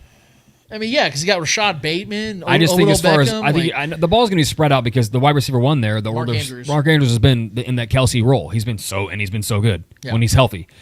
But if any one of those guys goes down, it's that much more for Zay. Right. I think Zay is he's so good. I think he fits this system. I think they drafted him to be that guy year one. I think he's a year one contributor. I think he's pushing for 1,000 yards and 10+ touchdowns this year. So I think my offensive rookie of the year is Zay Flowers. Gotcha. My offensive rookie of the year is no mystery. I think he's going to be the best rookie quarterback of the season, and we know that quarterback is everything in this league. I think Anthony Richardson is going to shock some people, and he's going to show the Panthers fucked up by not taking him first overall. He's going to win rookie of the year. I think that Anthony Richardson is going to throw for over 3,500 yards. He's going to rush for almost 1,000, and he's going to have over 30 combined touchdowns. Love it, man. My defense, Trevor, who's your defensive rookie of the year? I mean, it's Jalen Carter. I mean, the kid is special, dude. If he didn't have that off-field controversy in Georgia, sure. He wouldn't have slipped that far. Never. And he didn't even really slip. I mean, he was in the still top 10. I don't have much else to say. I just think this kid is going to be one of those guys that just walks into the league and he's just going to go eat quarterbacks. Yeah, I think he's a special player. I think if he keeps his head on straight, I don't have much more to add to that. I think that's my pick. 100% agree with you. Yeah. And I think you're going to agree with me completely on the comeback player of the year. Yeah, it's unanimous. Yes. The odds, you've seen the odds, it's like negative 400 or something like that. Damar Hamlin is 100% winning comeback player of the year. Yeah. And as he should. I mean, let's be real, guys. I mean, all kidding aside, we know that in a normal year he would never do this because he's not a good enough player. But when you literally die on a football field and then you make the 53-man roster 8 months later, you're going to unanimously win that. If he plays semi-good this year, it's not even be close. If he plays in 10 games this year, he's winning this. He's winning this award, and like I said, rightfully so. I'm so happy that Damar Hamlin is playing football, let alone is alive. It's amazing that he's doing this, and I can sing the praises of that medical staff more than having the bravery to get back on the field that took your life. Unbelievable. You know what I mean? That's crazy. So. Coach of the year, Trevor. So, a team that's going from worst to first. Robert Saleh. I think with the Jets, I mean, you obviously predicting the Jets to win that division in a very good division. Yeah. I think is a massive thing for a coach. Like I said, going from worst to first is a big deal for a coach. Yeah. Especially going from where they were just last year and dealing with all the things and being even semi good in moments last year after what they were dealing with. But I think this team is going to be so good, and then leapfrogging the Dolphins and the talented Bills, those two talented teams, leapfrogging them and going from, like I said, worst to first for Robert Saleh for me is going to be the nail in the coffin for that award. So I love Robert Saleh for Coach of the Year this year. Well, since Andy Reid can't win this award anymore for whatever reason, like he can't do it. Even though I have him at 15-2, I don't think he can win the award. Like, he's not even like on the board. Exactly, I saw the odds. He's crazy. not in the top 7, 8. Yeah. I'm like, Saleh's low too. Insane. But because of the fact that I'm so big on the Steelers this year, I think that's Mike Tomlin's year. I think Mike Tomlin's going to win another Coach of the Year. I really do. I think that he's showing that when given an opportunity with a capable quarterback, he can get them to the playoffs, and I think that's what's going to happen. I would love to see that for Tomlin. Man. I'm so big. I'm so big on the Steelers this year. And I think that Mike Tomlin's going to establish himself once again as a top 5 head coach. I think last year going 9-8 with that young, inexperienced, injury-ridden team. Yeah, Mitchell Trubisky started half the game. Exactly, man. There's so many issues that team had. They still had a winning record. I think that he's going to win 3 more games this year and get himself to the AFC Championship and win Coach of the Year. That's my prediction. Trevor, I know we have some individual Chiefs predictions we want to get to before we get to speak it. Go ahead and lay them out on me. Yeah, I just got 3 positional ones. And I've been off air, a little bit on air, but off air, I've been high on Sky Moore for a while now, taking that next year, that next step. I love Sky Moore this year, and I think he leads the Chiefs in receptions and yards this year, including Travis Kelce. Kelce. Oh, wow! I do. I think he takes that next step in a big way. The reception thing is going to be tough for Travis Kelce because Travis Kelce should easily be the layup to lead in receptions. But I think they're going to feed Sky Moore this year. And I think he's so incredible at beating the press. I think he's so incredible at being covered too. I think he's going to be open over the middle a lot. I think they're going to find ways to give him the ball because he's really good after the catch. With that being said, this is why I was telling you what I was saying. Like at the end of the year, we could be talking about how good this wide receiver room is instead of how mysterious it is, to start the year. Which is why I have Kadarius Toney leading the team in touchdowns. Wow. If Kadarius Toney stays healthy the whole year, think about it. All those we call them gadgety plays, which I think is such a stupid phrase. They're football plays, and they're designed for certain players with certain skill sets. And we've talked about how many times those kind of plays are drawn up for the likes of Tyreek Hill, who we called a gadget player, who people called a gadget player coming into this league. Not saying that he's Tyreek Hill in any way, but we've seen these plays also for McCole Hardman, and they're very effective. We've seen McCole Hardman have 4 touchdowns against the Niners defense before in a game. Or is it 3 or 4? Well, it doesn't matter. We've seen him absolutely go nuclear and dominate and have multiple touchdown games like that. I think Kadarius Toney is that much better than who did I just say? Scott Moore is better than Kadarius Toney? No, Kadarius Toney is that much better than what's his name? Was the Jets now? God, I'm drawing a blank right now. Oh, McCole Hardman. McCole Hardman. Sorry about that, guys. I was drawing a blank. So many names in my head right now.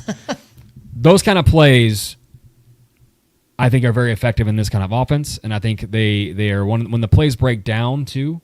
Finding guys like that, we've seen. What did we see with Kadarius Toney when he first got on this team? The very first game, there was a play drawn up for him for his skill set to get him the ball in his hands and let him create.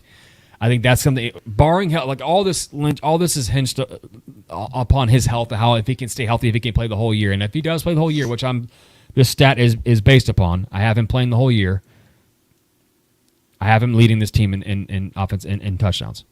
I think he is a absolute weapon for this offense. I think he's going to be the most productive receiver as far as scoring and overall production and impact. I think it's going to be Kadarius Toney. A lot of people are just all of a sudden forgetting about what he can be in this offense, and everyone was so stoked on it last year, but now everyone's kind of wanting to forget about it.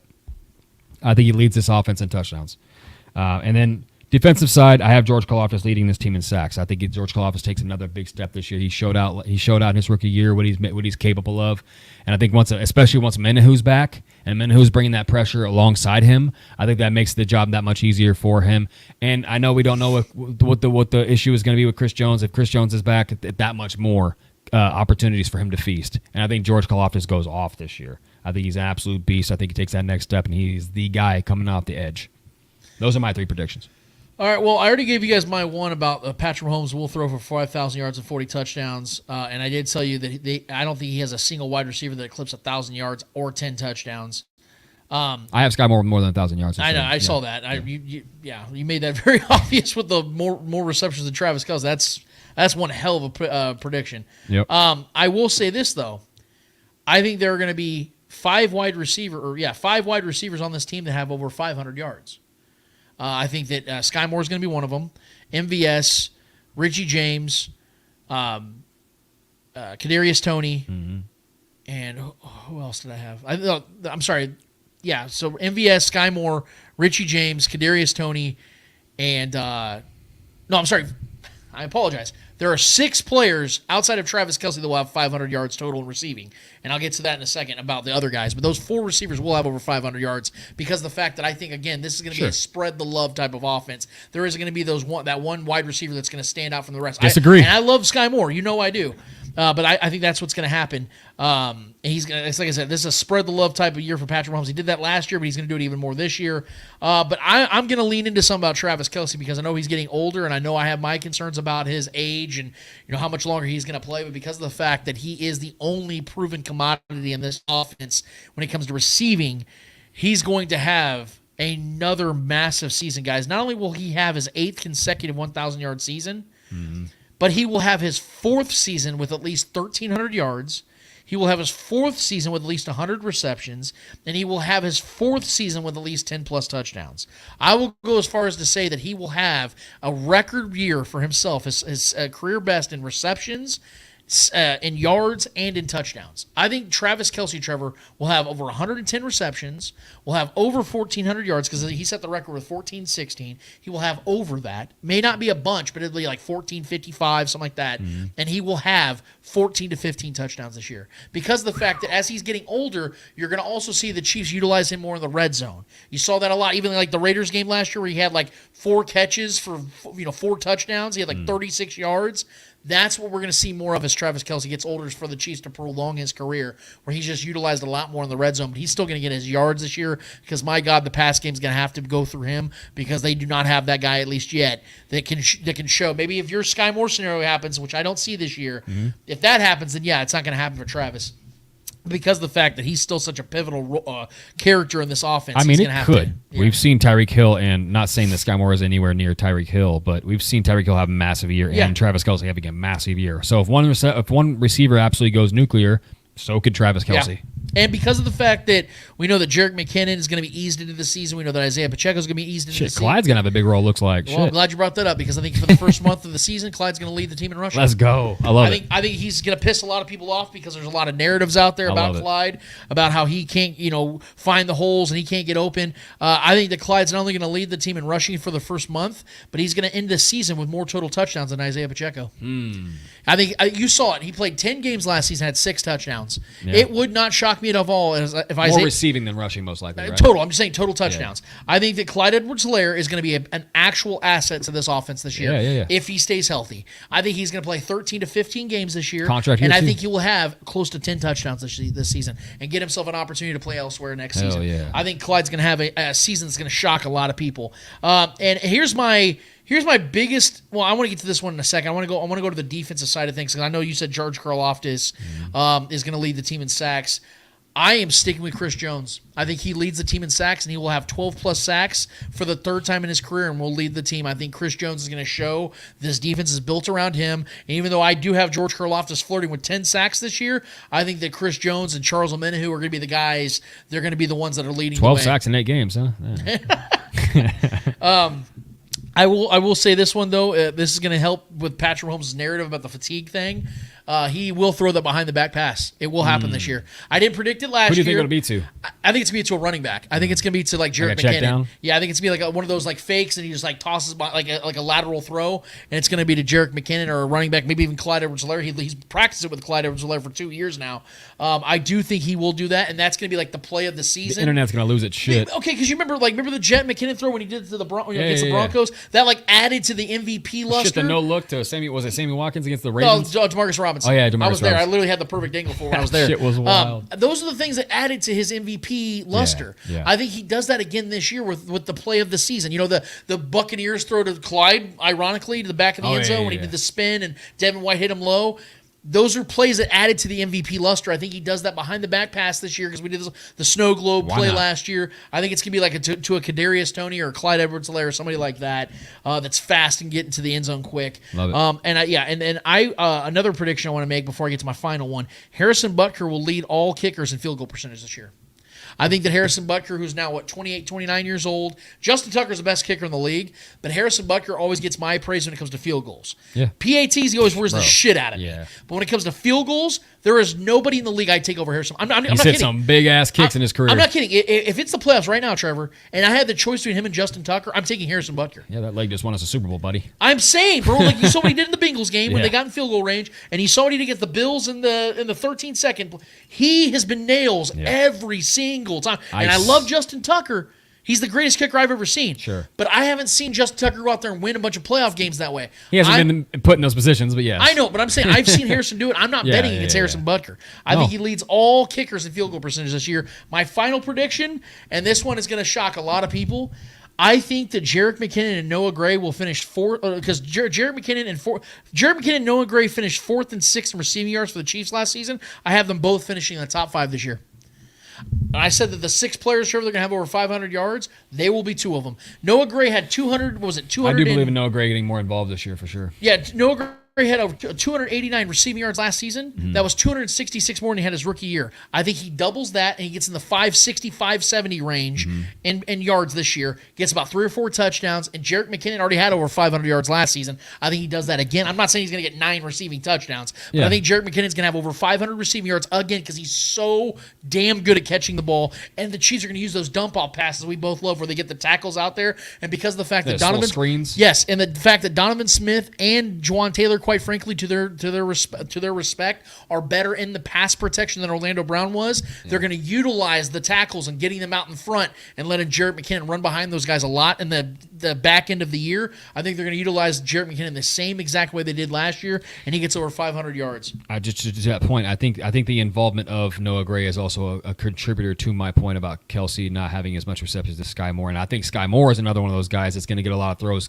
a lot of passes thrown to him at the line of scrimmage with those screenplays too, and blocking downfield because he is very good at those as well. Yeah, that's one of the reasons why I have Sky Moore being the leader this year. So those are our long-winded predictions that we had there for you guys. We're very detailed when it comes to those things. But Trevor, before we get the show wrapped up with, I want to get to some of the people, man, and get what they're thinking about, what they're talking about, what their predictions are. If they had any questions, let's get to them, man. Yeah, it's been a lively chat. Sorry, we haven't been able to interact with you guys a lot. We're 2 hours and 40 minutes in here, and we've been.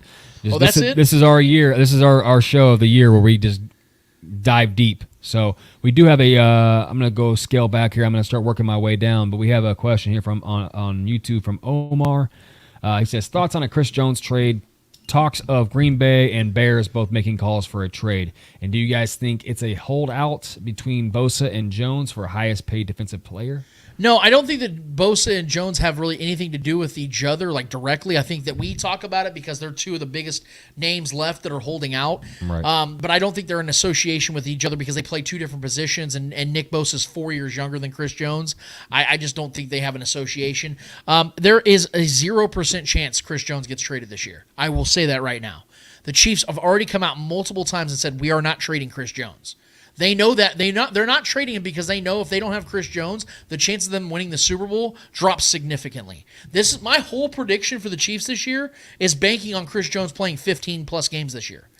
If the Chiefs don't have him for 15 games, the Chiefs aren't going 15-2. Right. They're not. In my opinion, Trevor, and I'll say this, and maybe you'll disagree. Well, he better hope we don't. I've been saying for over almost 2 weeks now, if the Chiefs don't have Chris Jones at all this season, they're not winning the Super Bowl. They don't have, their defense is really, really good. Don't get me wrong. But the defense is built around Chris Jones. He is the missing piece. You put him in the middle of that defense, even with Charles Omenihu missing 6 games, they can withstand that with Chris Jones there. If you don't have Chris Jones and Charles Omenihu miss the first 6 weeks, you don't have a legitimate pass rush. You have George Karlaftis and a bunch of unproven guys and Mike Dana, who's a middle-tier player at best. You don't have enough.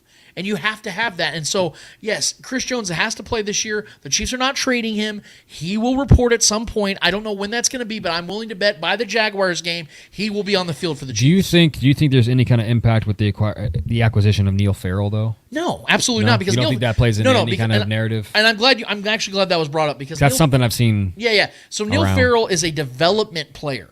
Yep. He's a guy that the Raiders good could, tape. Yes, he's a very big physical player, but him and Chris Jones are completely different type of players. Yeah.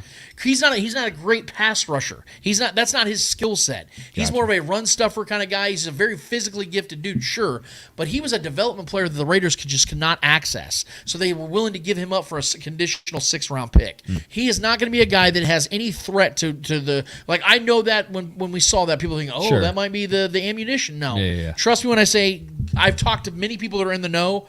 He is not a guy that's going to interfere with anything that Chris Jones is doing. Gotcha. We have a question here from Brian Parrott on YouTube. Will Veach get it done for next Thursday or next Thursday? Place your bets and give away a hat. Don't burn the casserole. But no, Yeah. I don't think that, as it stands, I don't think Chris Jones is going to play against the Lions. Yeah. I think that the Chiefs did that exemption thing where they have the right to withhold 2 paychecks. I don't think they do that unless they were anticipating he would not be there for week 1. The Chiefs probably won't have him for week 1. We're 5 days away from the game, and he's not even in the facilities. I don't expect him to be ready to play for week 1. I do believe, though, that we will, within this next week, we will see Chris Jones in Kansas City. He may already be here. I don't know. But I do anticipate we will see him play week 2 at the latest week 3. Okay. Next question is from Brian as well. Do you see Chamari Connor pushing Justin Reed off of his spot this year? Cook is also looking good. No, I don't think that Chamari Connor is going to inflict with Justin Reed's play. I think it's going to be more L'Jarius Sneed. I know that sounds crazy because Chamari Connor's listed as a safety, but so was L'Jarius Sneed when he first came in. Right. And they converted him to a slot corner and ultimately a cornerback 1 before they got Trent McDuffie. I think Chamari Connor is going to be the successor of L'Jarius Sneed in 2024, and right now Chamari Connor is going to play his role at both safety and at cornerback. They're going to utilize it because he's been able to play both in college. I anticipate that's going to continue to happen in his pro career as well. That's what he's going to – I know some people have pushed back on that. I don't really see how, though, because L'Jarius Sneed has not gotten his extension. He's not going to get an extension, and there's a chance that he may not play the whole season, which means that who would be better to fill in than a guy like Chamari Connor, who literally checks the boxes when it comes to filling in for L'Jarius Sneed. Another question from Brian Parrott. KT is still expected to play Thursday? ? From what we know, Kadarius Toney will be playing He's week on 1. track. Tom Pelissero and a couple other guys. I think Ian Rappaport even stated it. We should see Kadarius Toney. I would imagine he'd probably be in a limited role. I don't think he's going to play 55, 60 snaps. I would anticipate it'd be 10 to 15, 20 at the most, just because of the fact that he's not gotten a lot of practice in, man. I mean, literally, he got hurt right before the first practice of training camp. He's been out for well over a month.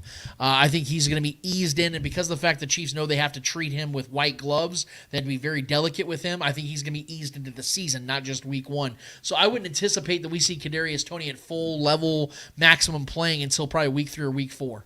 Yeah. Next question, Brian Parrott as well. Donovan been spotty. Do the Lions expose or exploit this successfully? He's facing Thibodeau right now. Thibodeau is on the Giants, my man. Oh, he's talking about week 1. No, guys, I think he might be maybe talking about Aiden Hutchinson. Aiden Hutchinson is going to give the Chiefs some work. Don't mistake that at all. Yeah, that guy is going to work. become one of the elite pass rushers of this league if he isn't already. I think he's a top 10 to 12 pass rusher in the league. He's going to give Juwan Taylor and Donovan Smith some work. I do, however, have a lot of confidence those guys are going to be able to work him back. I think they're going to be able to give him some fits and make his day a very troubling day. And quite frankly, not to make a prediction yet, but I think the Chiefs are going to also utilize a quick screen game against the Lions as well because they are very weak in the secondary. Jeff Okudah, is he even playing? I'm not even sure, honestly. I'm not even sure. And their secondary already is weak as hell outside of Okudah. And I think that you're going to see quick screen games to work against Aiden Hutchinson's ability to get to the quarterback. And I think they're going to be running at Aiden Hutchinson when they run the ball. So similar to how Clyde destroyed the Niners that game when we... Man. Or like, you know how defenses played against Micah Parsons. We ran right at Nick Offenses Bosa. played against Micah Parsons last year. Yep. They're running at him. Yeah. They were negating him. And like you said about Nick Bosa, where they were literally running at Nick Bosa in that week, was a week 9, week 10 game. Yep. They're going to try to neutralize Aiden Hutchinson's Or roll ability. out his way. Have Right. the offensive line roll out his way so it's like a cluster of bodies. He'll get his pressures. Don't get me wrong. He'll pressure Patrick Mahomes a few times. Will he sack him? That's the question. Right. We got all Chiefed up in the chat saying, what up, boys? Yeah. Much love. Go Chiefs. What up, man? Love you guys, let's man. We see appreciate the Williams brothers. some other questions here. Some people are agreeing with you on the Seahawks. Omar agreeing with you on the Seahawks. The Seahawks have a nice draft. I'm trying to get some question marks here. Brian Parrott. How much do the Titans improve with D-Hop? I expect to see him come playoff time. Stafford got skills. I'm not sure Stafford is on the Los Angeles Rams, my guy. But I do think, as far as the Titans go, I think that's a big upgrade from what they had last year for sure. I mean, D-Hop is a guy that we wanted badly here. It's a much better fit here. Yeah. But he can only help the Titans in a positive way. He's not going to negatively impact them, and that takes some pressure off of Derrick Henry for sure. Their offense will be better, but again, the point I brought up about it is that Brian, who's throwing the ball. You're talking about a past his prime Ryan Tannehill, who never really had a great prime to begin with, and in an AFC picture where at best Ryan Tannehill's the 8th, 9th best quarterback in the AFC. I mean, look, go down the list. Patrick Mahomes, Joe Burrow, Josh Allen, Trevor Lawrence, Justin Herbert. Yeah. That's 5 right there. Lamar Jackson, 6. I would take Deshaun Watson over Ryan Tannehill. That's 7. But Kenny Pickett. I would take Kenny Pickett over Ryan Tannehill right now. That's 8. For sure. So right now, that's 8 right there. And I know I'm forgetting somebody. You know what I mean? So that's the whole point I'm trying to make is they have a fringe top 10 AFC quarterback throwing D-Hop the ball. So although, yes, D-Hop improves them from a talent perspective, do they really produce at a higher level this year? I just don't know. I don't think so. I don't think so either. We got Hefe KC. Chiefs are missing pieces on D-line. Is that still a question mark? Yeah, absolutely is. I mean, these are the things. One big question mark has been missing for a while. Every team has ifs. Like I said, in the AFC, when we talk about how loaded these rosters are and everything, every one of them have ifs, though. Health concerns, if this offensive line's good, if this defensive line's good. That's where the Chiefs are at right now. But see, here's the thing.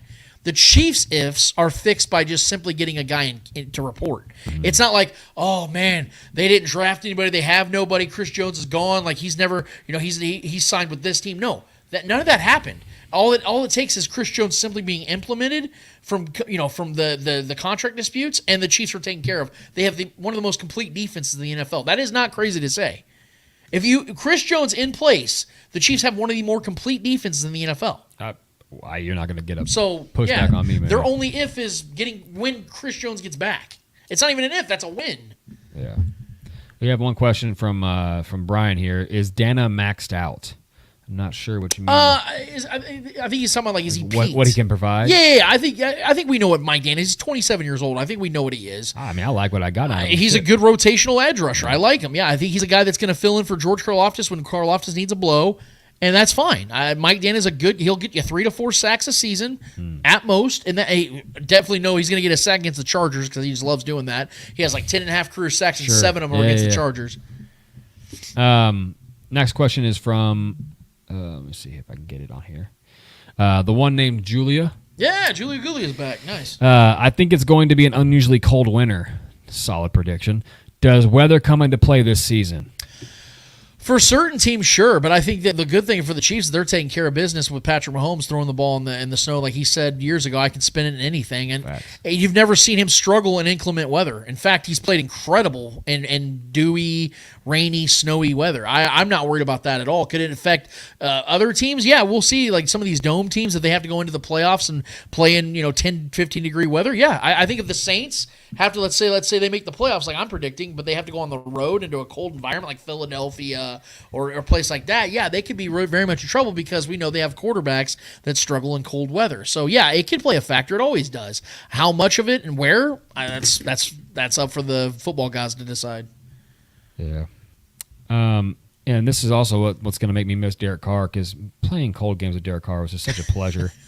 Playing Jimmy Garoppolo in cold weather is going to be fun too. This is true. He's coming from the Bay. I mean, that's a whole different element, my guy. Well, granted, yeah, that's true. That's going to be fun. I can't wait to shit on Jimmy G all season long, dude. I'm so glad he's in this division. Let's see. Brian Parrott has a question for you. I think it's concerning Chris Jones. He says, so Lance is calling week 3. You said week 3, Chris Jones, you would expect him back by at the latest, I think he's back week 3. Yes, because of just obviously the game checks that he'd be missing and the fact that it just doesn't do him any good. I think the reason he's going to miss week 1 is because it's a pride issue. I think him and his agency are kind of embarrassed by the way this offseason went. They didn't get what they wanted. They look kind of foolish. And although I've been on the side of pay 95, I'm also on the side that the Katz brothers have absolutely squandered this offseason. And I think that they just need to reconvene and figure out, because here's the thing, Trevor, real quick. We now know that there is not going to be a better offer on the table for Chris Jones moving forward than what the Chiefs are offering him right now. Do we know the exact number? No. But what we do know is we can confirm through other reports that this is the best offer he's going to get, because after this season, he'll be 30 years old. And there's not going to be a team out there that, if he's a free agent next year, that's going to give a 30-year-old defensive tackle $30 million a year.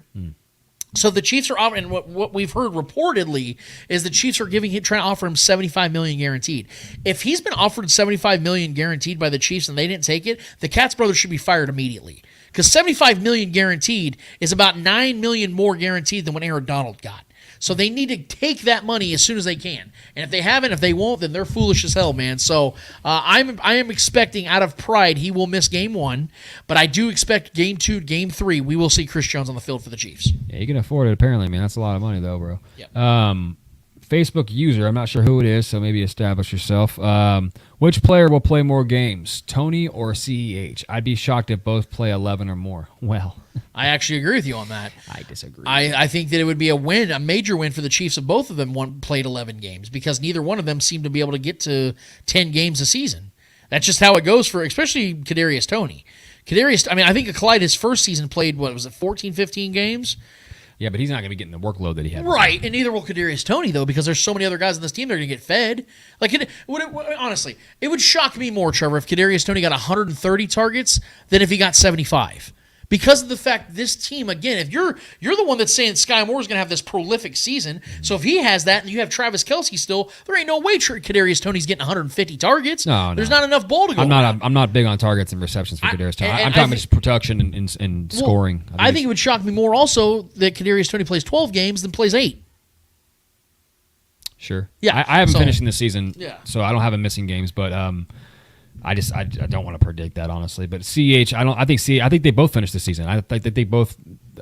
There are obviously there's always chance for injuries, but CH isn't in the role that he was in before to get that many more opportunities to get banged up. So, he will be early though.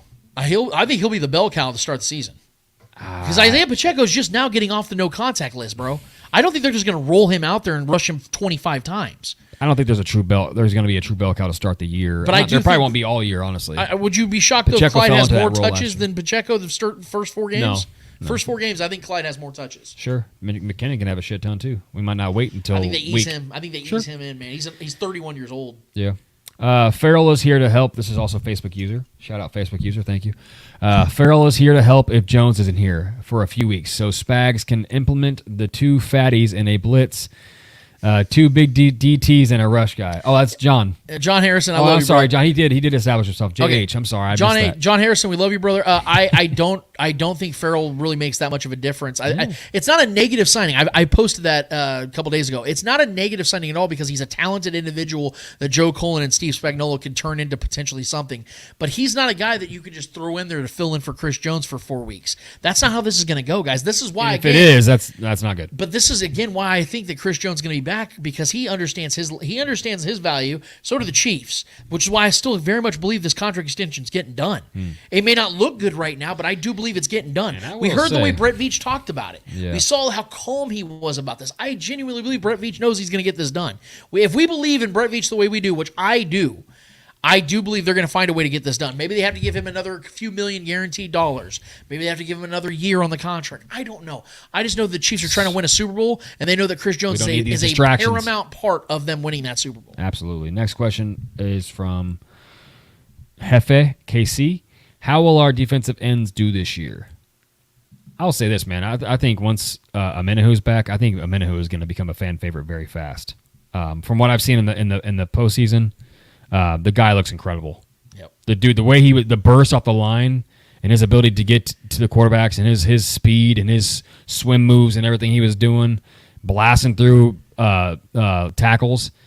He looks so good. Yep. I think, and then you have him coming in, after missing several weeks and having fresh legs. And Chris Jones is going full force, and George, who I think leads this team in sacks, is going full force. This defensive line is going to be nasty. Yep. And Amenahu is going to be a game changer once he gets back. I'm just going to say that right now. I don't think the Chiefs are going to have as many sacks they had last year. Sure. But I think the defense as a whole is going to be better. So it's going to equal out. And honestly, you'd rather have that, a better overall defense, than just one of the best sack teams in the league. Because sacks don't always represent, winning, even though I say that the two top sack teams in the NFL were in the Super Bowl last year. Yeah. But no, I do think they lose a little bit in the sack totals, but not a lot. It's not like they're going to go from 55 to 36. Or we could have more. But I think they're going to flirt with like 45, 46 sacks. I think they're going to have about 8 to 10 less sacks because Amenahu's going to miss 6 games, and Chris Jones is going to miss at least 1. That's a lot of games from your 2 premier pass rushers. Even if Karlaftis has a big year, you're missing a lot of your veteran presence at edge rush. I will make a prediction, though, and then say this. When it comes to the edge rush, Carlos Dunlap will be on this team. It's a matter of when. I think probably in Chris November. Jones gets it settled? I think yes. Well, obviously yes, because you have to have money in order to be able to sign. Get him off Carlos his couch, Dunlap. come play some football. We saw Carlos Dunlap at the ring ceremony. He sounded like he still wants to play football. I know he's like halfway out the door with the retirement because he set all his goals. We got him. He has that restaurant now. But I do think that Carlos Dunlap by November, once obviously Chris Jones thing's long done, I do think the Chiefs are going to get Carlos Dunlap, and he'll play that second half of the year and play for another playoff push and potentially a Super Bowl run. Well, you know how it goes. These older guys like to skip camp, and then once the season's halfway going, like they're getting the itch. Like, damn it, let me make a phone call. Look when the Chiefs added Melvin Ingram. Look when the Chiefs added Terrell Suggs. Look when the Chiefs added Carlos Dunlap. Like you see, it's later in the year when these guys usually come around. I do expect Carlos Dunlap will play for the Chiefs, and quite frankly, that's very much needed because they have a very much lack at defensive edge. Veteran presence. Yeah. We have no more questions, but Brian did want to clarify what he meant when he said Stafford instead of Tannehill. He said QBs don't stay put anymore, and I'm a Chiefs fan, not a league fan. I felt Stafford was wrong when I said it. I meant Tannehill. I got Lions on the brain. You're good, bro. Trust me. We all got Lions on the brain. I have right snafus all the time on the show. Trevor probably could check me a million times if he wanted to. Yeah. Don't even feel bad about that, Brian. Again, just as long as you do not burn that breakfast casserole, as long as you don't do that, brother, we're going to be fine.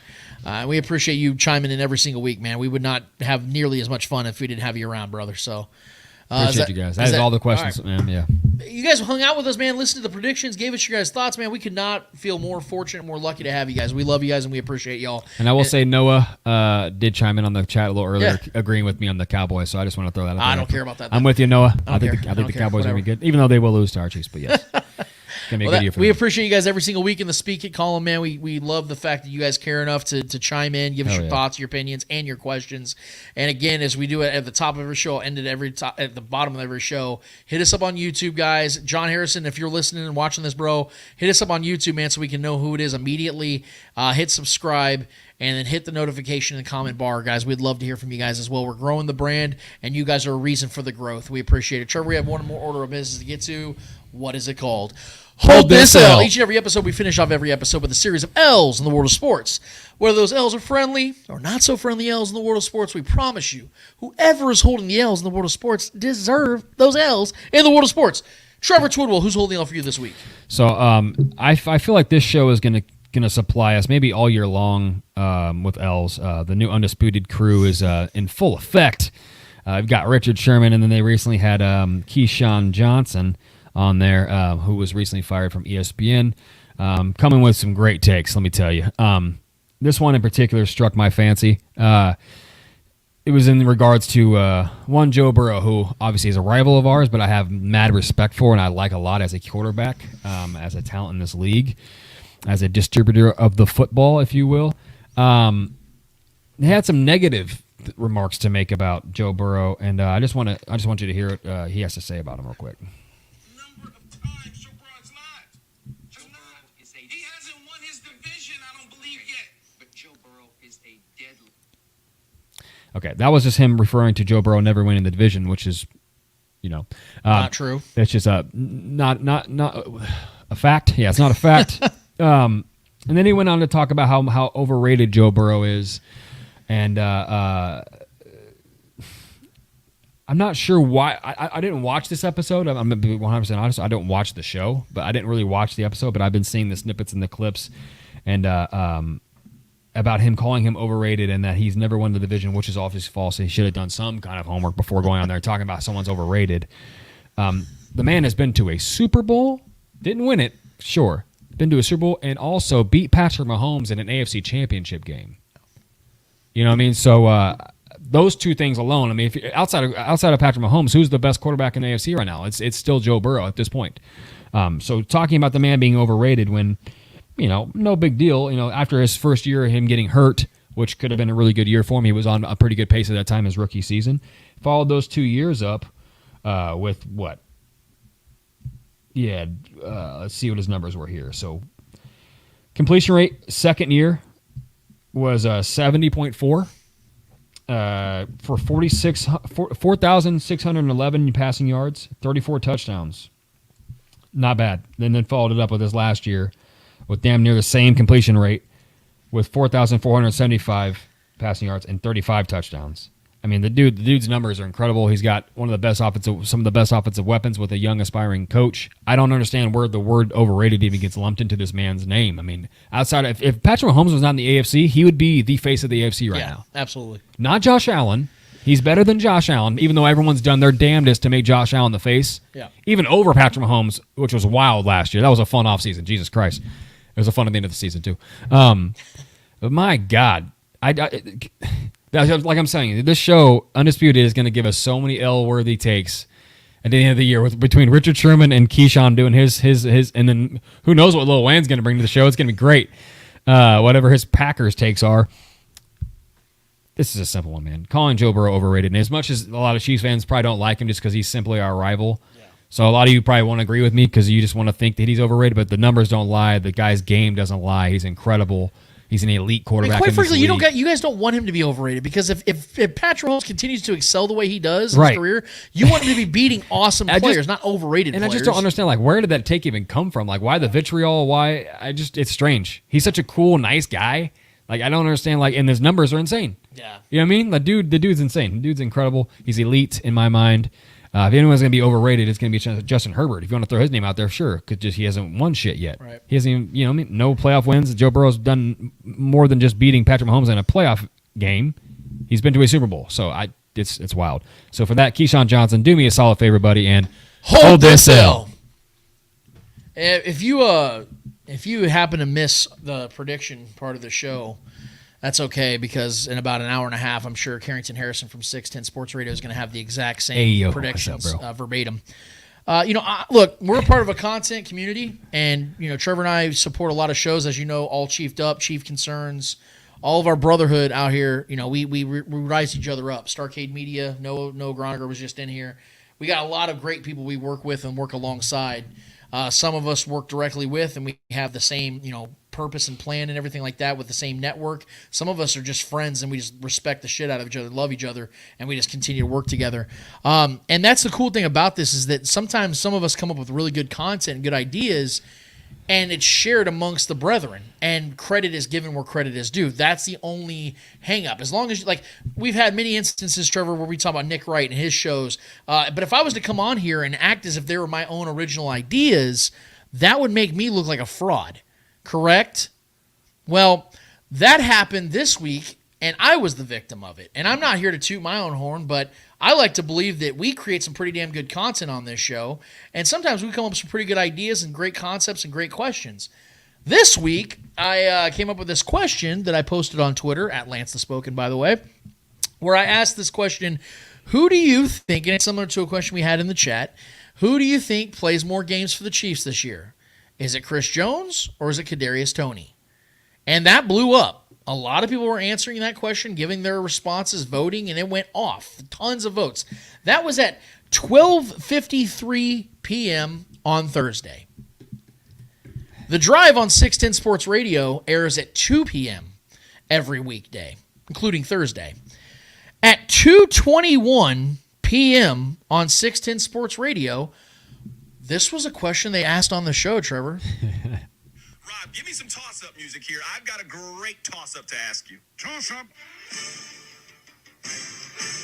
Who do you think plays in more games this season? Is it Chris Jones or Kadarius Toney? Wow. An hour a great question. and a half. It's a great toss-up. I like how there was I have this great toss-up question. So I tweeted it out. I showed the screenshot of my initial and then that audio clip, and I just put LOL because I thought it was hilarious. I wasn't mad. I thought it was hilarious. I'm flattered. our boys over at Chief Concerns, Marcus Dash and the fellas, call out CDOT in a joking manner and say, like, hey, man, you need to give Lance some credit. And Carrington replies with, I had absolutely no idea that Lance had this poll up. He tries to go down and goes, I have one of these toss-ups each hour of the show every day. Here was the first one, and he has this other random question. So what I'm supposed to believe, according to what Carrington's claiming, is that it just so happened on the exact same day, an hour and a half before you verbatim used the same poll question, I happen to have the exact same poll question. And see, this sounds so petty and so minuscule, but see, it all starts with just one simple thing. Giving credit where credit is due. Do you know that Trevor and I have given credit to CDOT and 610 Sports Radio a number of times for things they've come up with or have said in response to what's going on here or something else completely different? We've had 610 Sports media members on this show 100 times. Jay Binkley's one of my favorite people on this planet. We've had 810 guys on the show. We've had people from all over the damn media circuit on this show to give credit where credit is due for what they put out there. Why can't that energy be matched? I get that a lot of people don't like me in the media. I get that a lot of fans don't like me. But at least we have enough respect and dignity to put it where it's put, to give credit where credit is due. Don't lie, don't connive, and say, oh, I just happened to come up with that exact same question on the exact same day. It is a great question, which is why I'm glad CDOT used it. But at least be like, look, man, I saw this was on Twitter. This dude put it out there, and it never would have been a problem. But for some reason, guys, there are content vultures out there, and I don't understand it at all, and I will never allow that to be a thing we do on our platform because we want to give credit where credit is due because we classy motherfuckers over here. So, CDOT, do me a solid, brother, and hold this L. And you know what? I'll make a deal with CDOT because supposedly in the comments, Marcus sent it to me. He said that according to CDOT, he'd be happy to join our show one of these days. Bro. Well, here's my thing. I'll make a deal right now with CDOT. I will have you on this show, and if you want to be in studio with us, I will give you our address. If you do one thing, if you admit that you lied and that you saw my poll before you used it for your show. If you can do that, I will gladly have you on my show. But you have to first admit that you lied because we all know you did, brother. We all know you did. It's okay. Admit it, and then you can come on my show because clearly you want to be on here because you said you'd be more than willing to, and I even have to ask. So we'll leave it there. But we've had a fun prediction show, and like I said, can't wait for these to be stolen and claimed for themselves. I'm sure there's plenty of other people that want to do that because Trevor and I, like I said, we just seem to have that gift. But you know what? We've had a blast. We've had a blast with you guys. You guys absolutely brought it today. We appreciate all the chiming in. We appreciate you guys interacting with us. And we're Bad Boy rolling. These are our predictions. Continue to give us yours, guys, whether it's on Facebook, on our Twitter pages, or on the group chat, preferably in the group chat on YouTube. Continue to send us your guys' thoughts, opinions, and questions, and we will continue to give you guys what we got in response. But in the meantime, for Trevor Twidwell, for the great Clay Wendland that puts all this together on the back end, I am Lance Twidwell of the Spoken Podcast. Episode 232 is done, finished, and finito. And until we're back here in 1 week's time to talk about the Chiefs facing the Lions, or rather, what's about to happen in the Chiefs-Lions game. We have a special guest for you guys. I hope you guys are ready for that. We're actually going to be talking about real football this upcoming episode in episode 233. But in the meantime, we out of this bitch. Later.